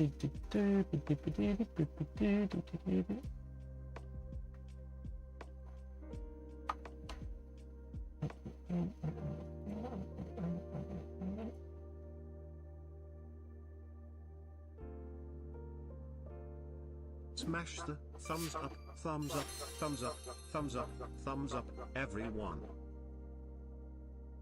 Nice! Thank you so much for the donation. Thumbs up. Yeah, if you haven't hit the like button, please smack the like button. I haven't checked on it since I think we went live. Where are we at? Nice. We got 148 people here and 60 likes. Let's see. Let's get to 100 likes by the time the giveaway goes live. Or it is live, but like by the time we do the giveaway drawing. So 30 minutes. That is a little more than one person smacking the like button per minute. I think we can do it. Would it be cool if the turbo actually spins? Yeah, I agree. That would be pretty cool. I kind of wanted to change the filament out just to see a different material, but it's all right. I believe in us. Nice, we're already at 73. Thank you, everybody. Oh, I don't know. I'm trying to think, like, is there anything else I want to dabble with for right now? What's everybody up to? What's everybody working on? Okay, all right. What is everybody most excited about or hoping for 2025 in the 3D printing space? It could be new machine, could be new material. I'm not trying to throw the lid on. Could be new accessory, could be firmware thing, could be slicer thing, could be project. I think that it'll quiet down that a little bit. Yeah, it's a little better. Got the front door open so that way there's at least some airflow for the PLA. Thank you, Reverend. We're at 83 likes now. 147 here, 74 likes. Come on, people. Come on. Let's do I keep saying I need sound effects, and then I get off stream and I can't remember what the sound effects were. Okay, all right, hold on. Let me make a quick note here. So, sound effects. I want one that says, come on. I kind of want a fart sound for anytime I do something silly, like drop something. Put fart sound question mark. I don't want to abuse that one. I know there's more. That's all right, we'll start with that. Okay. Software features, yeah. Actually, tool changers becoming more common would be pretty neat. Working on secret projects, nice. I need to message you back, RH. I don't know if I clicked on it and the notification's gone or if I just forgot, but I know you messaged me. So I need to get back to. I have like a brief memory of some of what the message said, so I think I started reading it and I might have scrolled out onto something else. I don't know. Oh, dude, it did the same thing again, didn't it? Oh no, I didn't pop out this time. Oh, it pulled out. It pulled out. So it does appear to be going to the four corners. I mean, it doesn't appear to. It is going to the four. It's going to the four corners. And I don't remember it doing that before. No, it did. Didn't the K1... Doesn't the K1 always go to the four corners? Okay, that's... Yeah, okay. I was gonna say, like, I thought that was a thing, because it's not actually doing a Z-tilt. It's just a singular motor with a belt wrapped around it, so it does go to the four corners. But it's never pulled the film out every single time. It's kind of driving me nuts. So I'm definitely going to have to order either Capricorn, someone said it was stiffer, or figure out a way to route this differently, because that's I do not want to deal with that every single print. That sucks. Okay, sorry, let me get back to... Here we go. Monolith gantry build, that sounds awesome. 2025, quality and variety. I'm doing bigger projects, things that require assembly. Nice. Anything you can share as far as big projects? IDEX or multi-tool head. IDEX with MMU. Of course, dumb. Very ambitious. I'm hoping I can swap my Ender 5 S1 for a V2.4. That is a awesome upgrade. Getting Box Turtle installed. What are you installing it on, Steve? My 2025 resolution is to stop spending money on my Switchfire. It's probably a good goal. I'm looking forward to my IDEX. Yeah, I really want to get... I need to... Time, and I haven't been wanting to be in the garage because it's been freaking cold, but I need to get the V-Core swapped to the latest tool hut that they sent me probably months ago now, so I can do printing with it, test it out, and then I want to get it swapped over to IDEX. It just sucks because it's in the garage and it's cold, and I can't get the thing upstairs. It's just too... It's too freaking heavy. I'm looking forward to IDEX. Been eyeballing the FL Sun S1 Pro. Dude, be careful with the FL Sun stuff. I saw Joel mention that he had some electrical issue, which I don't think was dangerous per se, but I saw someone else comment that there's been a lot of other talks about the S1 Pro in the Discord having issues, so I would definitely check that.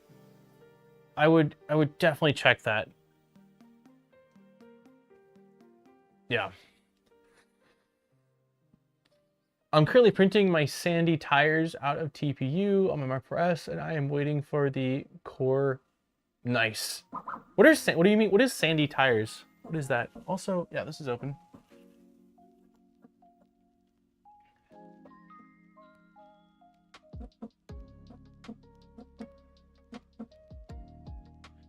I'm way far behind. Oh, geez. Hit the remote. Or hit the... I'm hoping the Voron tool changer getting to released. Yeah, I know that Jason posted what looked like they were working on CNC parts for either tap changer or stealth changer. I don't know the exact difference, but that's pretty freaking cool.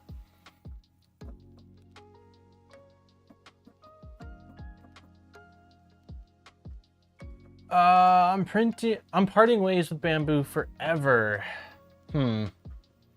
I can't say that I am, but I am curious to see what comes from this whole thing. I do think that the situation blows, and I think that it was handled really poorly, and their attempt to backtrack or correct things only added fuel to the flame. So I'm curious to see what happens with it all, but I still use my Bamboo printers a lot, and it just seems to me like it's going to be probably more for people that want something that's very locked down and accept that. Tool changer versus AMS. Steve waiting for mine from KB3D. Did I miss? I feel like I missed.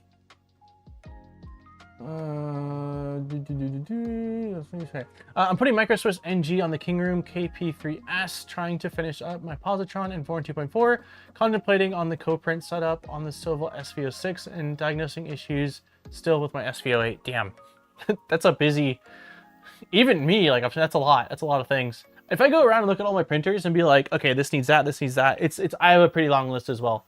A lot of the stuff works fine, but a lot of the things work fine, but they could be better. Tilt changer, more expensive, less waste. Yeah, that's really the main thing.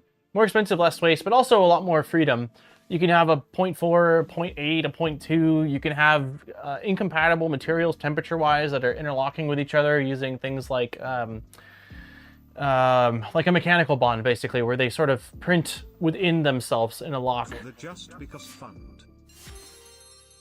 Thank you very much for the donation. I can't see any details of it yet, but I'm gonna get down there in a second. I just heard the notification. Waiting for my box turtle as well. Don't worry, when the time comes, it will come. I appreciate you being so understanding, RH. It's never anything personal. It's literally on every aspect of my life. Doesn't matter whether it's a text message, like I'll feel like crap because I'm like, oh my God, like a family member texts me and I'm like, I totally read it and forgot to respond, and it's literally just me. If you don't grab me, like if you don't physically get in front of me and like stop me, it's just, you know, big, it's just me. Thank you for, I can't, okay, I gotta scroll down, let me see. 1 second here. RH, they can also create inconsistent surface of the speed change during print, Obert sound effect. Some matte bands in the end. Either Trident or 2.4, nice. I want to build Monolith 2. My 2025 resolution is to do well in classes and grow my business. I think that is an incredible goal, or incredible resolution. I'm considering ordering the West 3D Box Turtle Batch 2, just waiting on confirmation if they are air freighting. Gotcha, from LDO. With anything, careful with anything FL Sun. Yeah, as of late, that's definitely the case. I had no issues with their Super Racer, I don't think I had any issues with their V400 really, but this current gen, I don't know what I strongly think that they overpromised and underdelivered. Like they made, their promises seemed incredibly optimistic. And I think that they realized, oh man, like actually delivering on these promises is a lot harder than we thought. Okay, it's a 3D sets model. Nice, very cool. That's why you want the PTFE connector on the Cyclops to hold the reverse Bowden tube in place. Gotcha. I've never had that issue though, Peter. I swear, prior to this stream, like I've printed a lot on this K1 Max, and I've never had an issue with it pulling out that tube like that. But yeah, you're not wrong. It still isn't good. Like, it shouldn't be being put under as much force as it's being put under. It's basically the cable chain sagging, which is causing the PTFE to pinch in the corner over there. So even if it was connected, I still wouldn't want that much pull force on my tool head. I do want to do a 3D. Man, I missed a lot of stuff. Andrew Rogers, thank you so much for the donation for the Just Because Fun. I'm fine. I just jumped down. I got way behind. And Bearded Printer, thanks for becoming a member, man. Cheers. For anyone that missed it, giveaway link is open. I don't actually know when I opened it. I would assume it's been at least 10 minutes, but if you want to get in for a spool of Polymaker filament, the link is pinned in the description.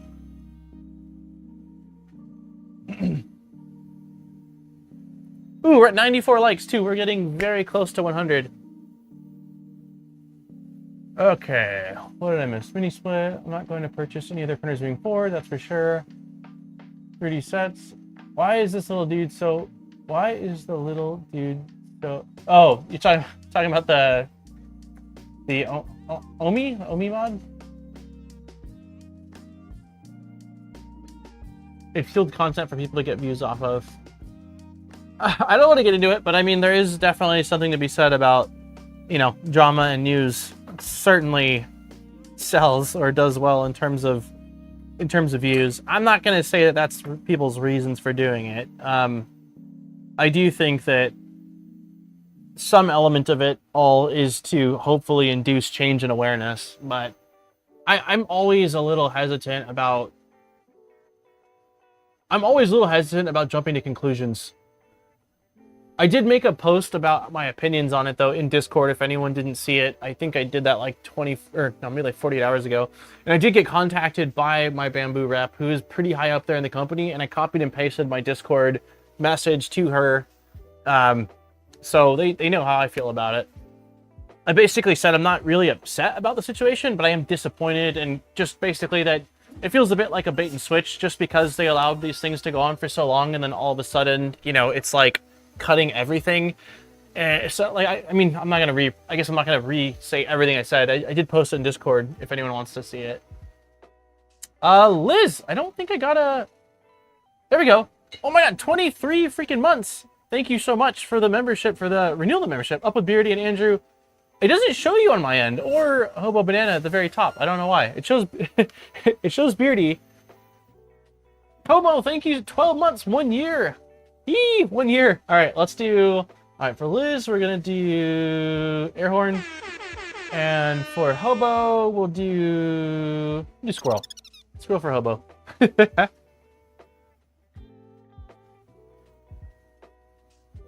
I've had zero issues across 9 different Bamboo printers. Yeah, I'd say the A1 and A1 Mini, well, aside from the bed thing, the bed cable, but I haven't had, they've been just like rock solid workhorses. On the X1 Carbon, I had to replace the bed cable, so that did happen. And then I have had an occasional issue with the AMS. Usually it's related to a cardboard spool that doesn't have enough filament on it, and so when it pulls it, it kind of pulls the whole spool. I will say that that has gone down substantially since I switched over to Python. But I mean, still, if I compare how much I've thrown at it and it just having worked compared to a lot of other machines, it's been real dependable for me. But I've always said, like, I don't really care if anyone gets a Bamboo printer. I don't care if anyone gets a Prusa or a Creality or a Lilspot or a Voron. Like, it doesn't matter to me. Like, get what you want. Get what you think's right. Like, I'm just here to print, have fun, learn things, share what I learn. And, you know, I've got my opinion. Does that mean my opinion's correct? No, it doesn't. It's my opinion based off of the information I have and how, you know, how I see a certain situation. But I've never wanted, like, I mean, the goal has always been to just help in ways that I can and provide at least one data point. But whenever I'm purchasing something, whenever I'm researching something, I very rarely just go to one source. I usually go to multiple sources and gather multiple data points and use that to sort of extrapolate where the crossover is and what things maybe seem off or don't seem off. So I encourage everyone to do the same.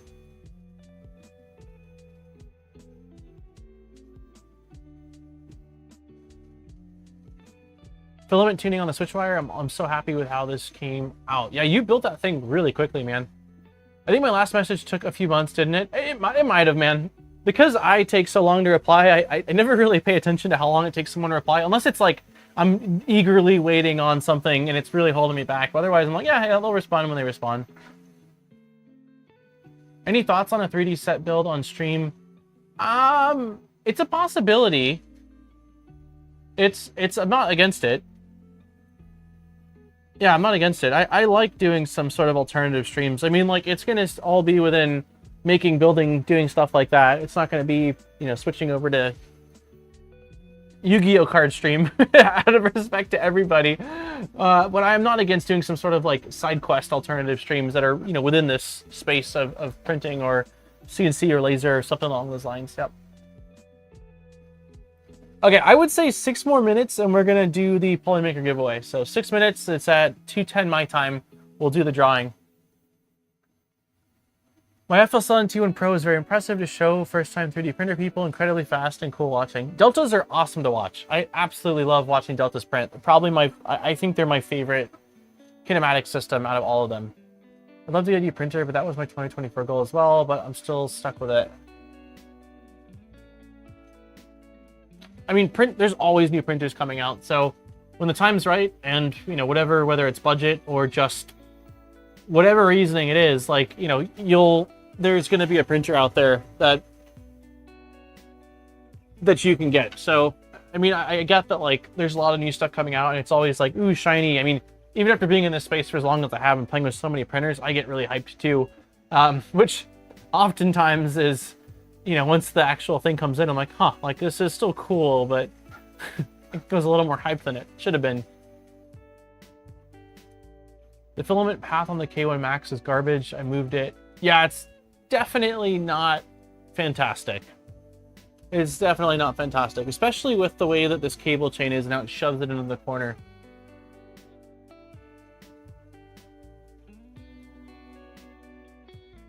I like the T1 better than the S1 based off my experience so far. I think that for the price and lack of issues it's had, like, the only thing I don't like is that it pulls in air from the outside. But other than that, like, I don't really have any complaints, but my testing time with it is really minimal, so I'm not here telling people to go buy the T1 or T1 Pro. Whoever mentioned the box turtle from SRD, Jason posted to Twitter today that his crew got a bunch of the second batch kits sent out today before their holiday kicks in. That's right, Chinese New Year is like today there, like the 23rd there.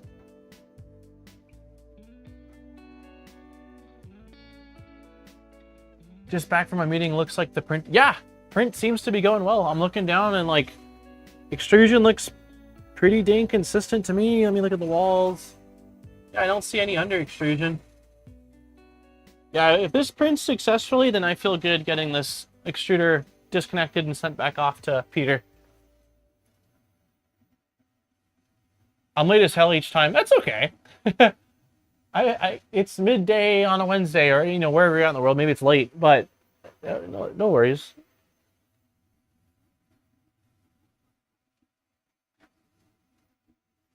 Holy crap, I am way far behind. I'm just now getting to Liz's membership. Like, one more month. Speaking of doing the calibration on my new A1 Mini, nice. I just got a Bamboo A1 last week. Let's hope I won't have a bricked printer. Remote view is costing them a fortune in bandwidth. It's only a matter of time before it gets paywalled or only local network. I mean, I wouldn't be against local network. I would say 99% of my printing is done with me at the house. I do like to get the notification when I'm out, and I have occasionally taken advantage of checking on it when away. But I wouldn't be against that. I would not be against LAN mode.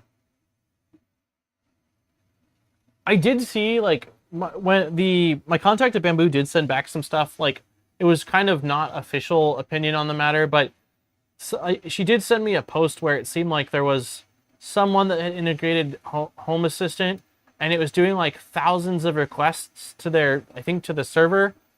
And so it could be true that part of it is like, man, all these people are basically using, I don't exactly know how it works in terms of like cost to host a cloud server, but maybe some of it's related to that. Like, it's costing them a lot in their server bandwidth. I don't know.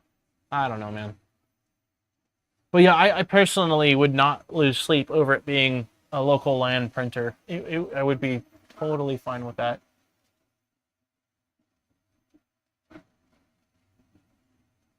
Your X1 Plus video getting more views. I don't know that there's been an uptick in views. I haven't noticed that. Usually, like, every once in a while, a video will just like randomly start doing well, and I'll usually notice it based off of like, why am I getting a bunch of comments on this video from a couple years ago? And I'll look at like the, you know, live views for the last couple days, and I'm like, oh wow, it got a spike. But yeah, usually I don't check. Like, I'll check my overall analytics, but I don't usually go on a video specific on something older, like unless, you know, something draws my attention. As long as it prints well, I'm happy. I've taken to putting something weighty in the cardboard spools. Seems to help with AMS feeding. Yeah, I know people have done that for a while. I think some people were basically doing like desiccant, like a desiccant container in the center, and some other people were just, I don't know if it was just a really solid print or something else they were shoving inside there. I would imagine that would work. I've never done that. I usually just, like, when it gets to the point where it's pulling the whole spool, pull the spool out and just like, okay, this is done for the AMS and I'll use it on a different printer. Sometimes it's able to complete the full spool even when it gets to the light portion, but other times it doesn't, so. Did someone think of the bamboo timing? Something to do with the election? I don't know.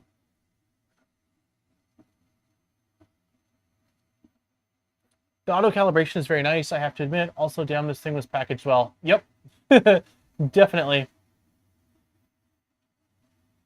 Why not? Wait, why not the Casadio Impreza? Is that one of the kits?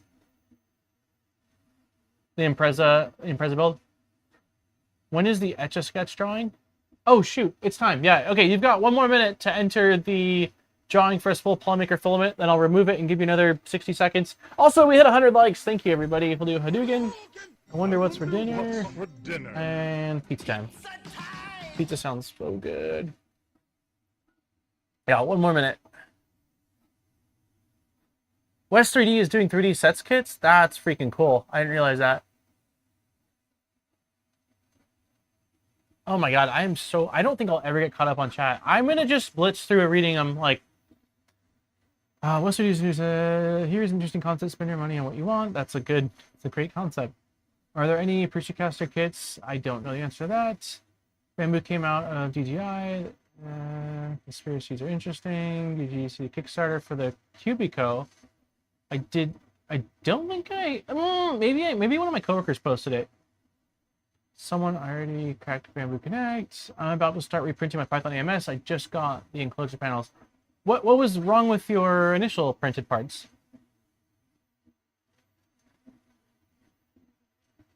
They're not going to brick anyone's printer. That would be counterintuitive. I agree with that. I don't think they're going to brick anyone's printers either. I believe some people already tried to make an open source firmware for Bamboo printers, but I can't find any more. You're talking about the X1 Plus? That's specifically for the, it's called the X1 Plus. That's specifically for the X1 Carbon. It's the same as the Reddit is having. Wouldn't have to make all the server requests to the cloud if open up a LAN. What is the best extruder setup for the use of the box turtle? I don't know the answer to that. It was overloading their servers. You're on a request being sent. APIs often can cost a ton when it comes to cloud networking stuff. LAN limits, camera. Not that it matters on the A1. But the camera sucks. Isn't local LAN almost preferable for a lot of people? Besides the noted camera feature, and I don't see a reason they couldn't allow cameras over LAN. Yeah, I think that most people would be fine with it if all features were unlocked. I'm sure there's some people that will be bugged or bummed out by it. But honestly, like, oh geez. I honestly think like changing stuff after it's been a certain way for a while is very difficult. It's very difficult to do without pissing off someone. But I strongly think that like if things were to release today and Bamboo was like, yeah, it's a LAN mode only printer. We offer these cool cloud services, but it's like X amount of dollars per month as a service thing.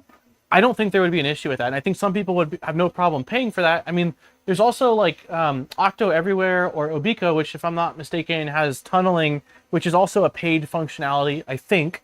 So I don't think people would have issues paying for that. But it's just this whole like going from this is how it's been for so long to like now we're flip-flopping things. That's where like one, it's the 3D printing community and everyone has such a strong opinion and is so passionate. But two, just in general, like when you change something that's been a certain way for a long time and it does limit certain things, it just doesn't feel good. It just doesn't feel good, you know?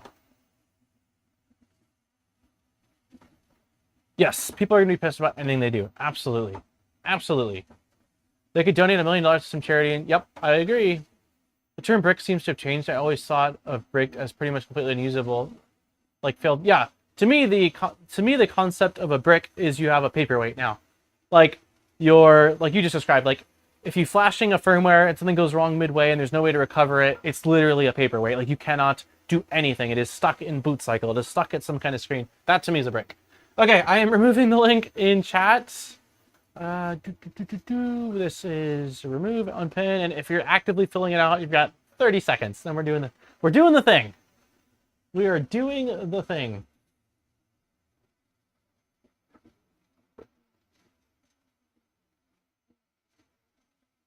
I know, I fell really far behind. Sorry. I don't like to miss chat, especially when I ask a question. I like genuinely want to know what everyone's up to and what people think, but it's super difficult to read them all and respond to them all and then read the replies to that. Like, you know, I do my best. What was the question about the extruder for the box turtle? The question the person had is like, is there a recommended extruder as far as like compatibility with the box turtle? And I don't believe the answer to that is yes. I would think you probably want to have a, or might have to have a, one of those like a push fitting. Excuse me. Yeah, I would think you have to have a push fitting probably, for the sake of it being able to buffer correctly. But as far as the extruder goes, I don't know if there's any other requirements. All right, it is time. It is time, y'all. I still see the message. Remove, unpin. Okay, there we go. We got 110 responses. Nice. That's quite a lot of people. Let me see if this has everybody or not. You know what? I'm just gonna download it to be safe. Let's do not delete. Oh my god. Hold on. Download. That's the word.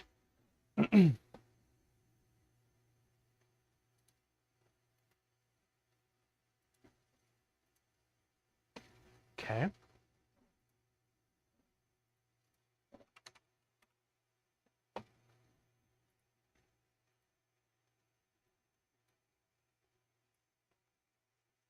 Replace existing file. Yes.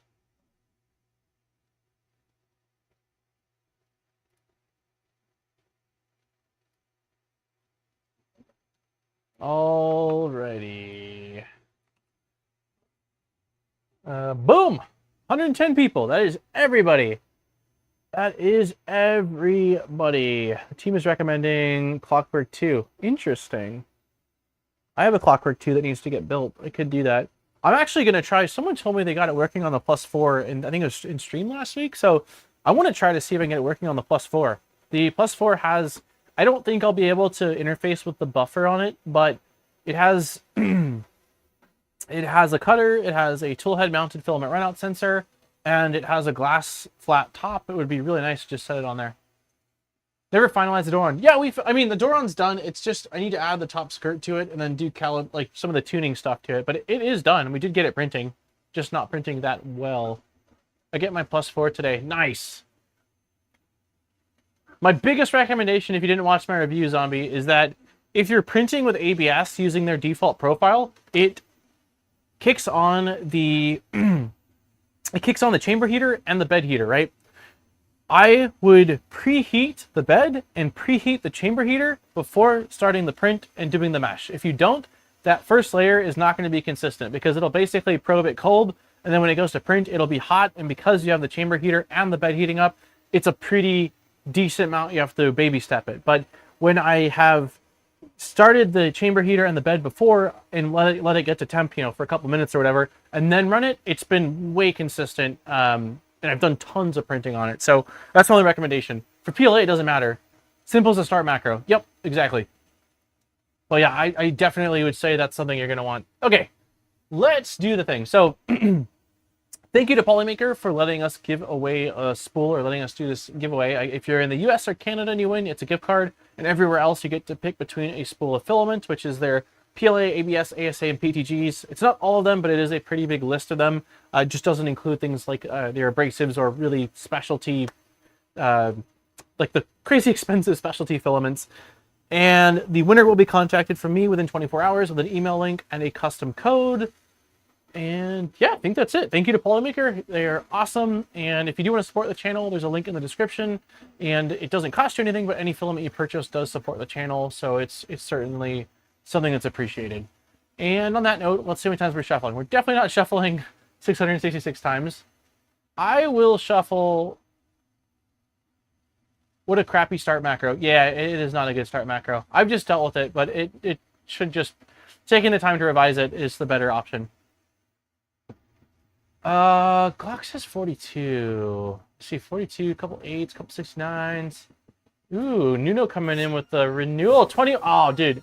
All right, I'm doing 21. Because you became a member for 21 months and you did 21. We'll do 21 today. Here we go, everyone. 1, 2, 3, 4, 5, 6, 7, 8, 9, 10. 1, 2, 3, 4, 5, 6, 7, 8, 9, 10. 1. All right, good luck, everybody. In 3, 2. Oh, wow, you got carbon fiber. The forum just asked for a SKU up to $30. That's sick. Okay, well, that's rad. Okay, maybe I'm wrong. They might have changed things too, Doom. But that's really good to know. Here we go. Good luck.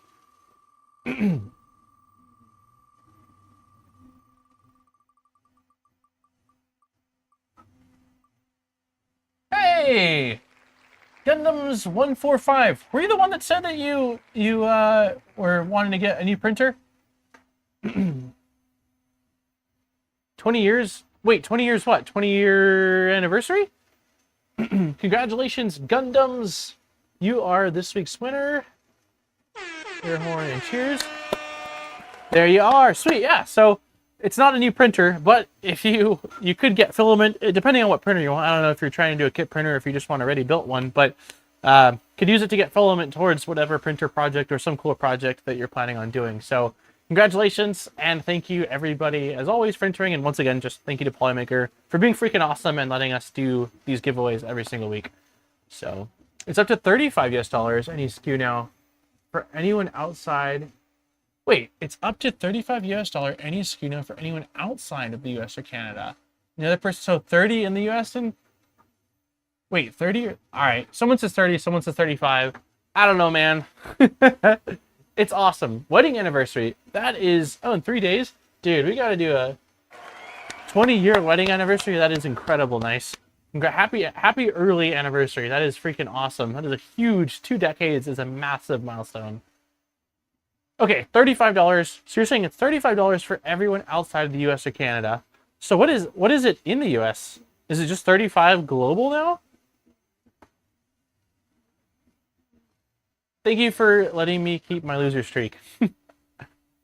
When it breaks one day, I'm going to mark it down on my calendar. So that way every single year on that day, I know that this is the day that we broke Deanna's streak.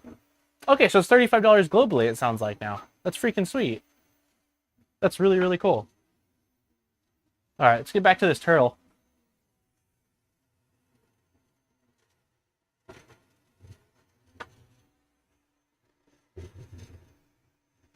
Extrusion still looks pretty dang good. I see one section where on the right where it's like a pretty sharp overhang. How many walls is this?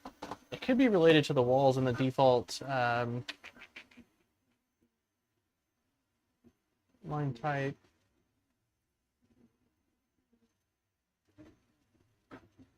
No, it's 3 walls. Let me see, which side am I looking at? This is the front.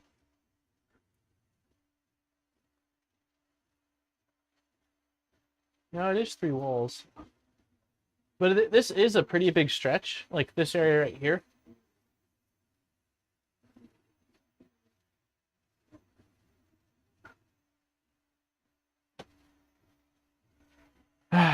It's been 63 years. Oh no. Canada was a $40 gift card. Holy crap. The big difference is we can't hoard codes and combine them. Gotcha. Okay. $30. $35 in free shipping.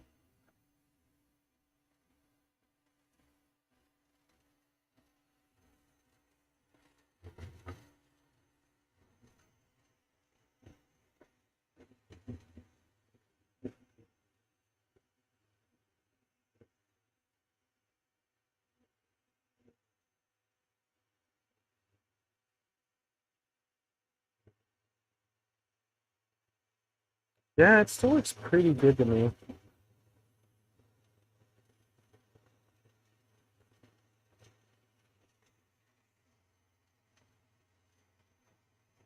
Curious to see how it looks when it's all said and done. The only difference with this one that I did is that I have the lid back on, which I feel like I've printed quite a bit of PLA on this machine with the top lid on. I mean, the front door is wide open. It's 20 years together and 13 years married. I am on the same data, otherwise want to get me on January. Wait, what? On the same data, otherwise want to get me on January. Yeah, Aaron and me are 9 years together and coming up on 3 years of marriage in April. So we got a ways to go to catch up to you nice.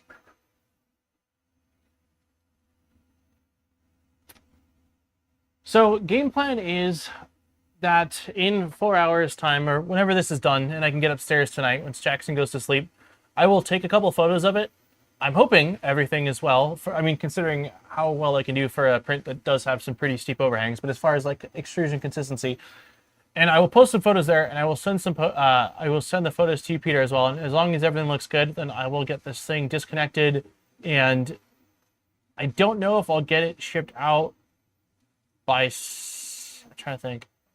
I can probably get it dropped in the mail on Saturday, but I get it shipped out regardless. And then in the next week, I get it packaged up probably tomorrow, and then I just have to see when I have a time where I have access to the car that I can run to the.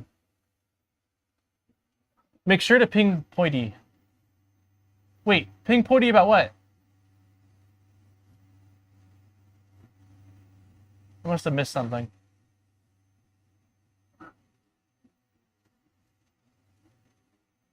16 years married over here. Crazy how time flies. Yeah, it really is. We went out.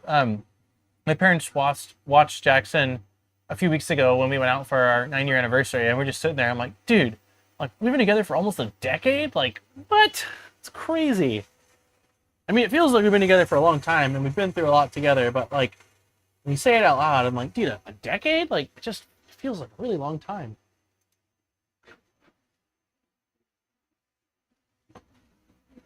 I'm in a relationship for 10 years now, going to marry in 2026. That is awesome, man. Oh, he loves the annex snails. Gotcha. Okay. I was like, wait, why? Thank you. I appreciate it. Please let me know how much it costs so I can pay you back. Oh. Honestly, if you want to cover, yeah, if I think maybe you're talking about shipping. I'll say if you want to cover return shipping, I can let you know what that costs. But that's definitely all I would want. I agree to do this. And said, I'm pretty sure I said up front, like I'm not, yeah, the goal isn't to get paid for this. But yeah, if you want to cover return shipping, I am okay with that. But other than that, yep, that'll be it.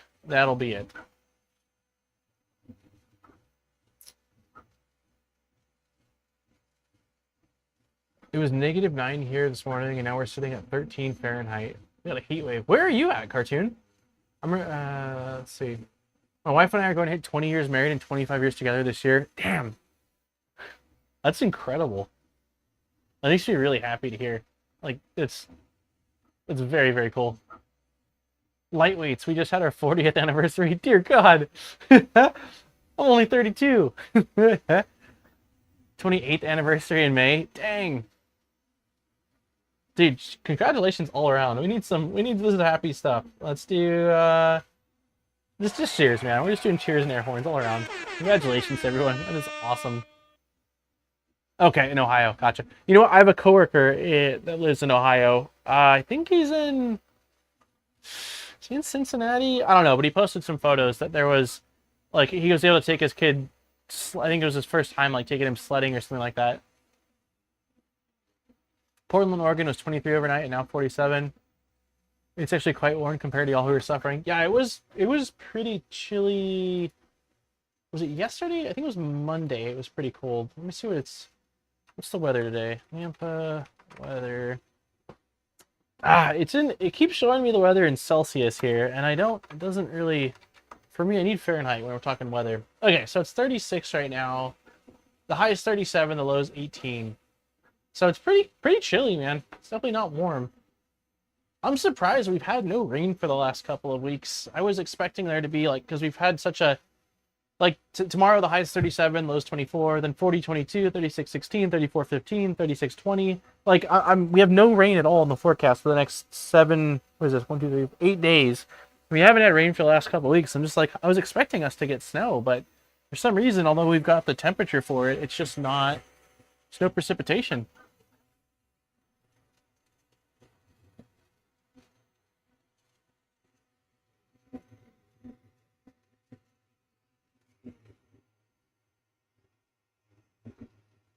Also, Peter, if you're still here in chat, we would know by the end of this print, right? Like, based off your experience with this, if I ran, the cat, which had no extrusion issues, but now with this 4-hour print, like, there would have been some kind of an issue, right?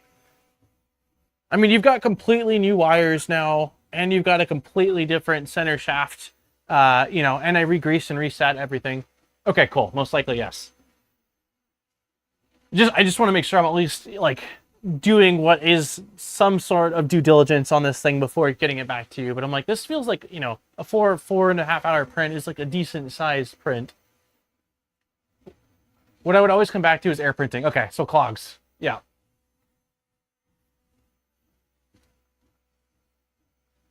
Have a great rest of your stream. Time to pick my daughter up. Hey, thanks for hanging out, Armor. Have a wonderful rest of your day. We're going to call it here in like a minute or two anyways. I'm going to probably figure out a food stitch and then either do some stuff or kick back until before Aaron takes off for work. The snow ran attack. That's right. That's right. I did see in the forecast, or not in the forecast, but in the news report that like from some part of Texas all the way to Louisiana, there was snow. And I also think that there was even some snow. Andrew, you had a little bit of snow in Georgia, right? Let's see. The roads were sheets of ice this morning. Weird for Georgia, so I'm told. I feel like, didn't you post a photo of your deck in the backyard and it had like a light layer of snow on it? I think that just means that most 3D printers are old farts. Hey, man. Hey, man. Yeah, okay, that's right. Yep. Is the Texas power grid holding up? I was just talking to my dad about that.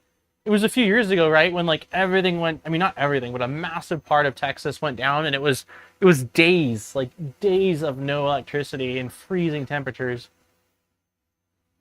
Still at my brother's in Myrtle Beach? That's crazy. Anyone needs some Fs? We can spare a few, but it's down to 100 Fahrenheit today, so not too many. Must be nice, man. I mean, 100 Fahrenheit to me is too hot. That's way too hot for me. I like mid 70s. Like I can do probably upper 60s to upper 70s. That's my preferred range. Anything north of that, and I want water somewhere around me. I mean, I can hang with higher weather, but like you get pretty dang hot being outside when it's mid to upper 80s, you know.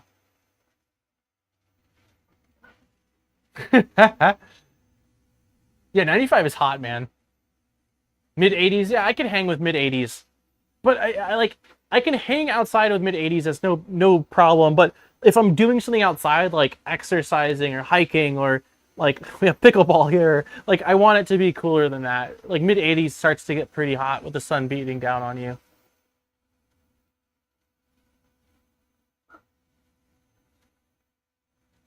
Yeah, 68. I like if you can give me like 71 to 75 with just a very slight cool breeze, that is my like I'm just in heaven. Like give me a lawn chair or some kind of a chair. I just want to sit there, you know.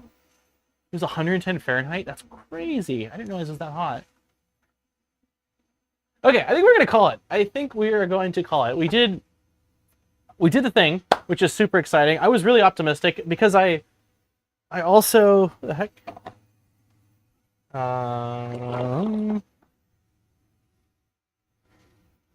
What?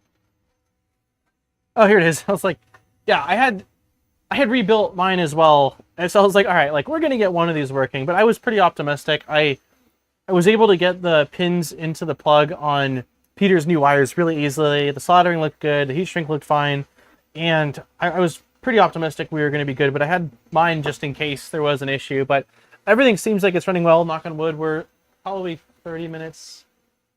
How are we into this print? We are.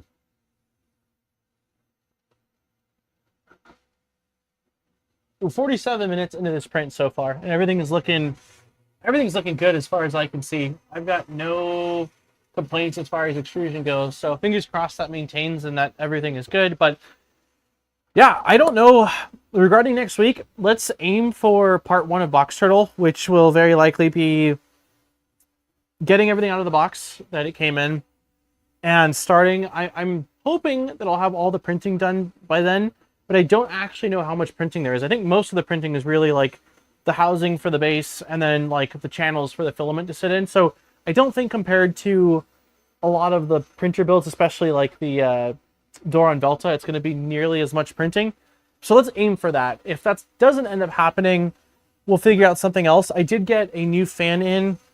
LDO sent over A new fan for the positron. I think it's the higher RPM one. Maybe it's not. This kind of looks like the same one. I don't know. It just says LDO 24 volt 5015. So I don't know if this is the same one I already have installed or not. That's interesting. Because I was gonna say, if not, we can play around with the positron a little bit. I need to order that screw still for the rail, and then I wanted to swap out the fan on it. But let's aim for box turtle. That's the game plan.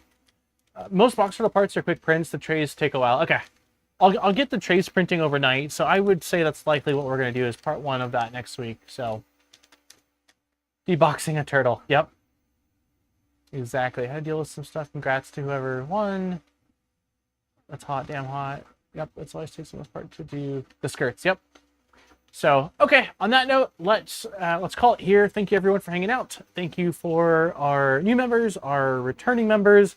Thank you for our donations to thank you to Polymaker, that's them, for the giveaway, and congratulations to our winner. And as always, just yeah, thank you for everyone for hanging out. I had a really great time, and it was nice. The most frustrating part was getting that plug in, and I'm glad that that wasn't foreshadowing for how the rest of the stream was going to go. And it was nice that last week we sort of did all of the like grunt work of getting things figured out, and this week was just like plug it in and print. And I'm very excited that we got variable meshing back up running on this, because I had it at one point and then updated stuff and changed things around, and I've just dealt with it doing the full mesh. And so I'm glad we've got that, because the full mesh on this thing takes a long time, and I'm going to probably order some Capricorn tubing for this as well, just in hopes that I can change the filament path up a little bit so it doesn't get pinched every time.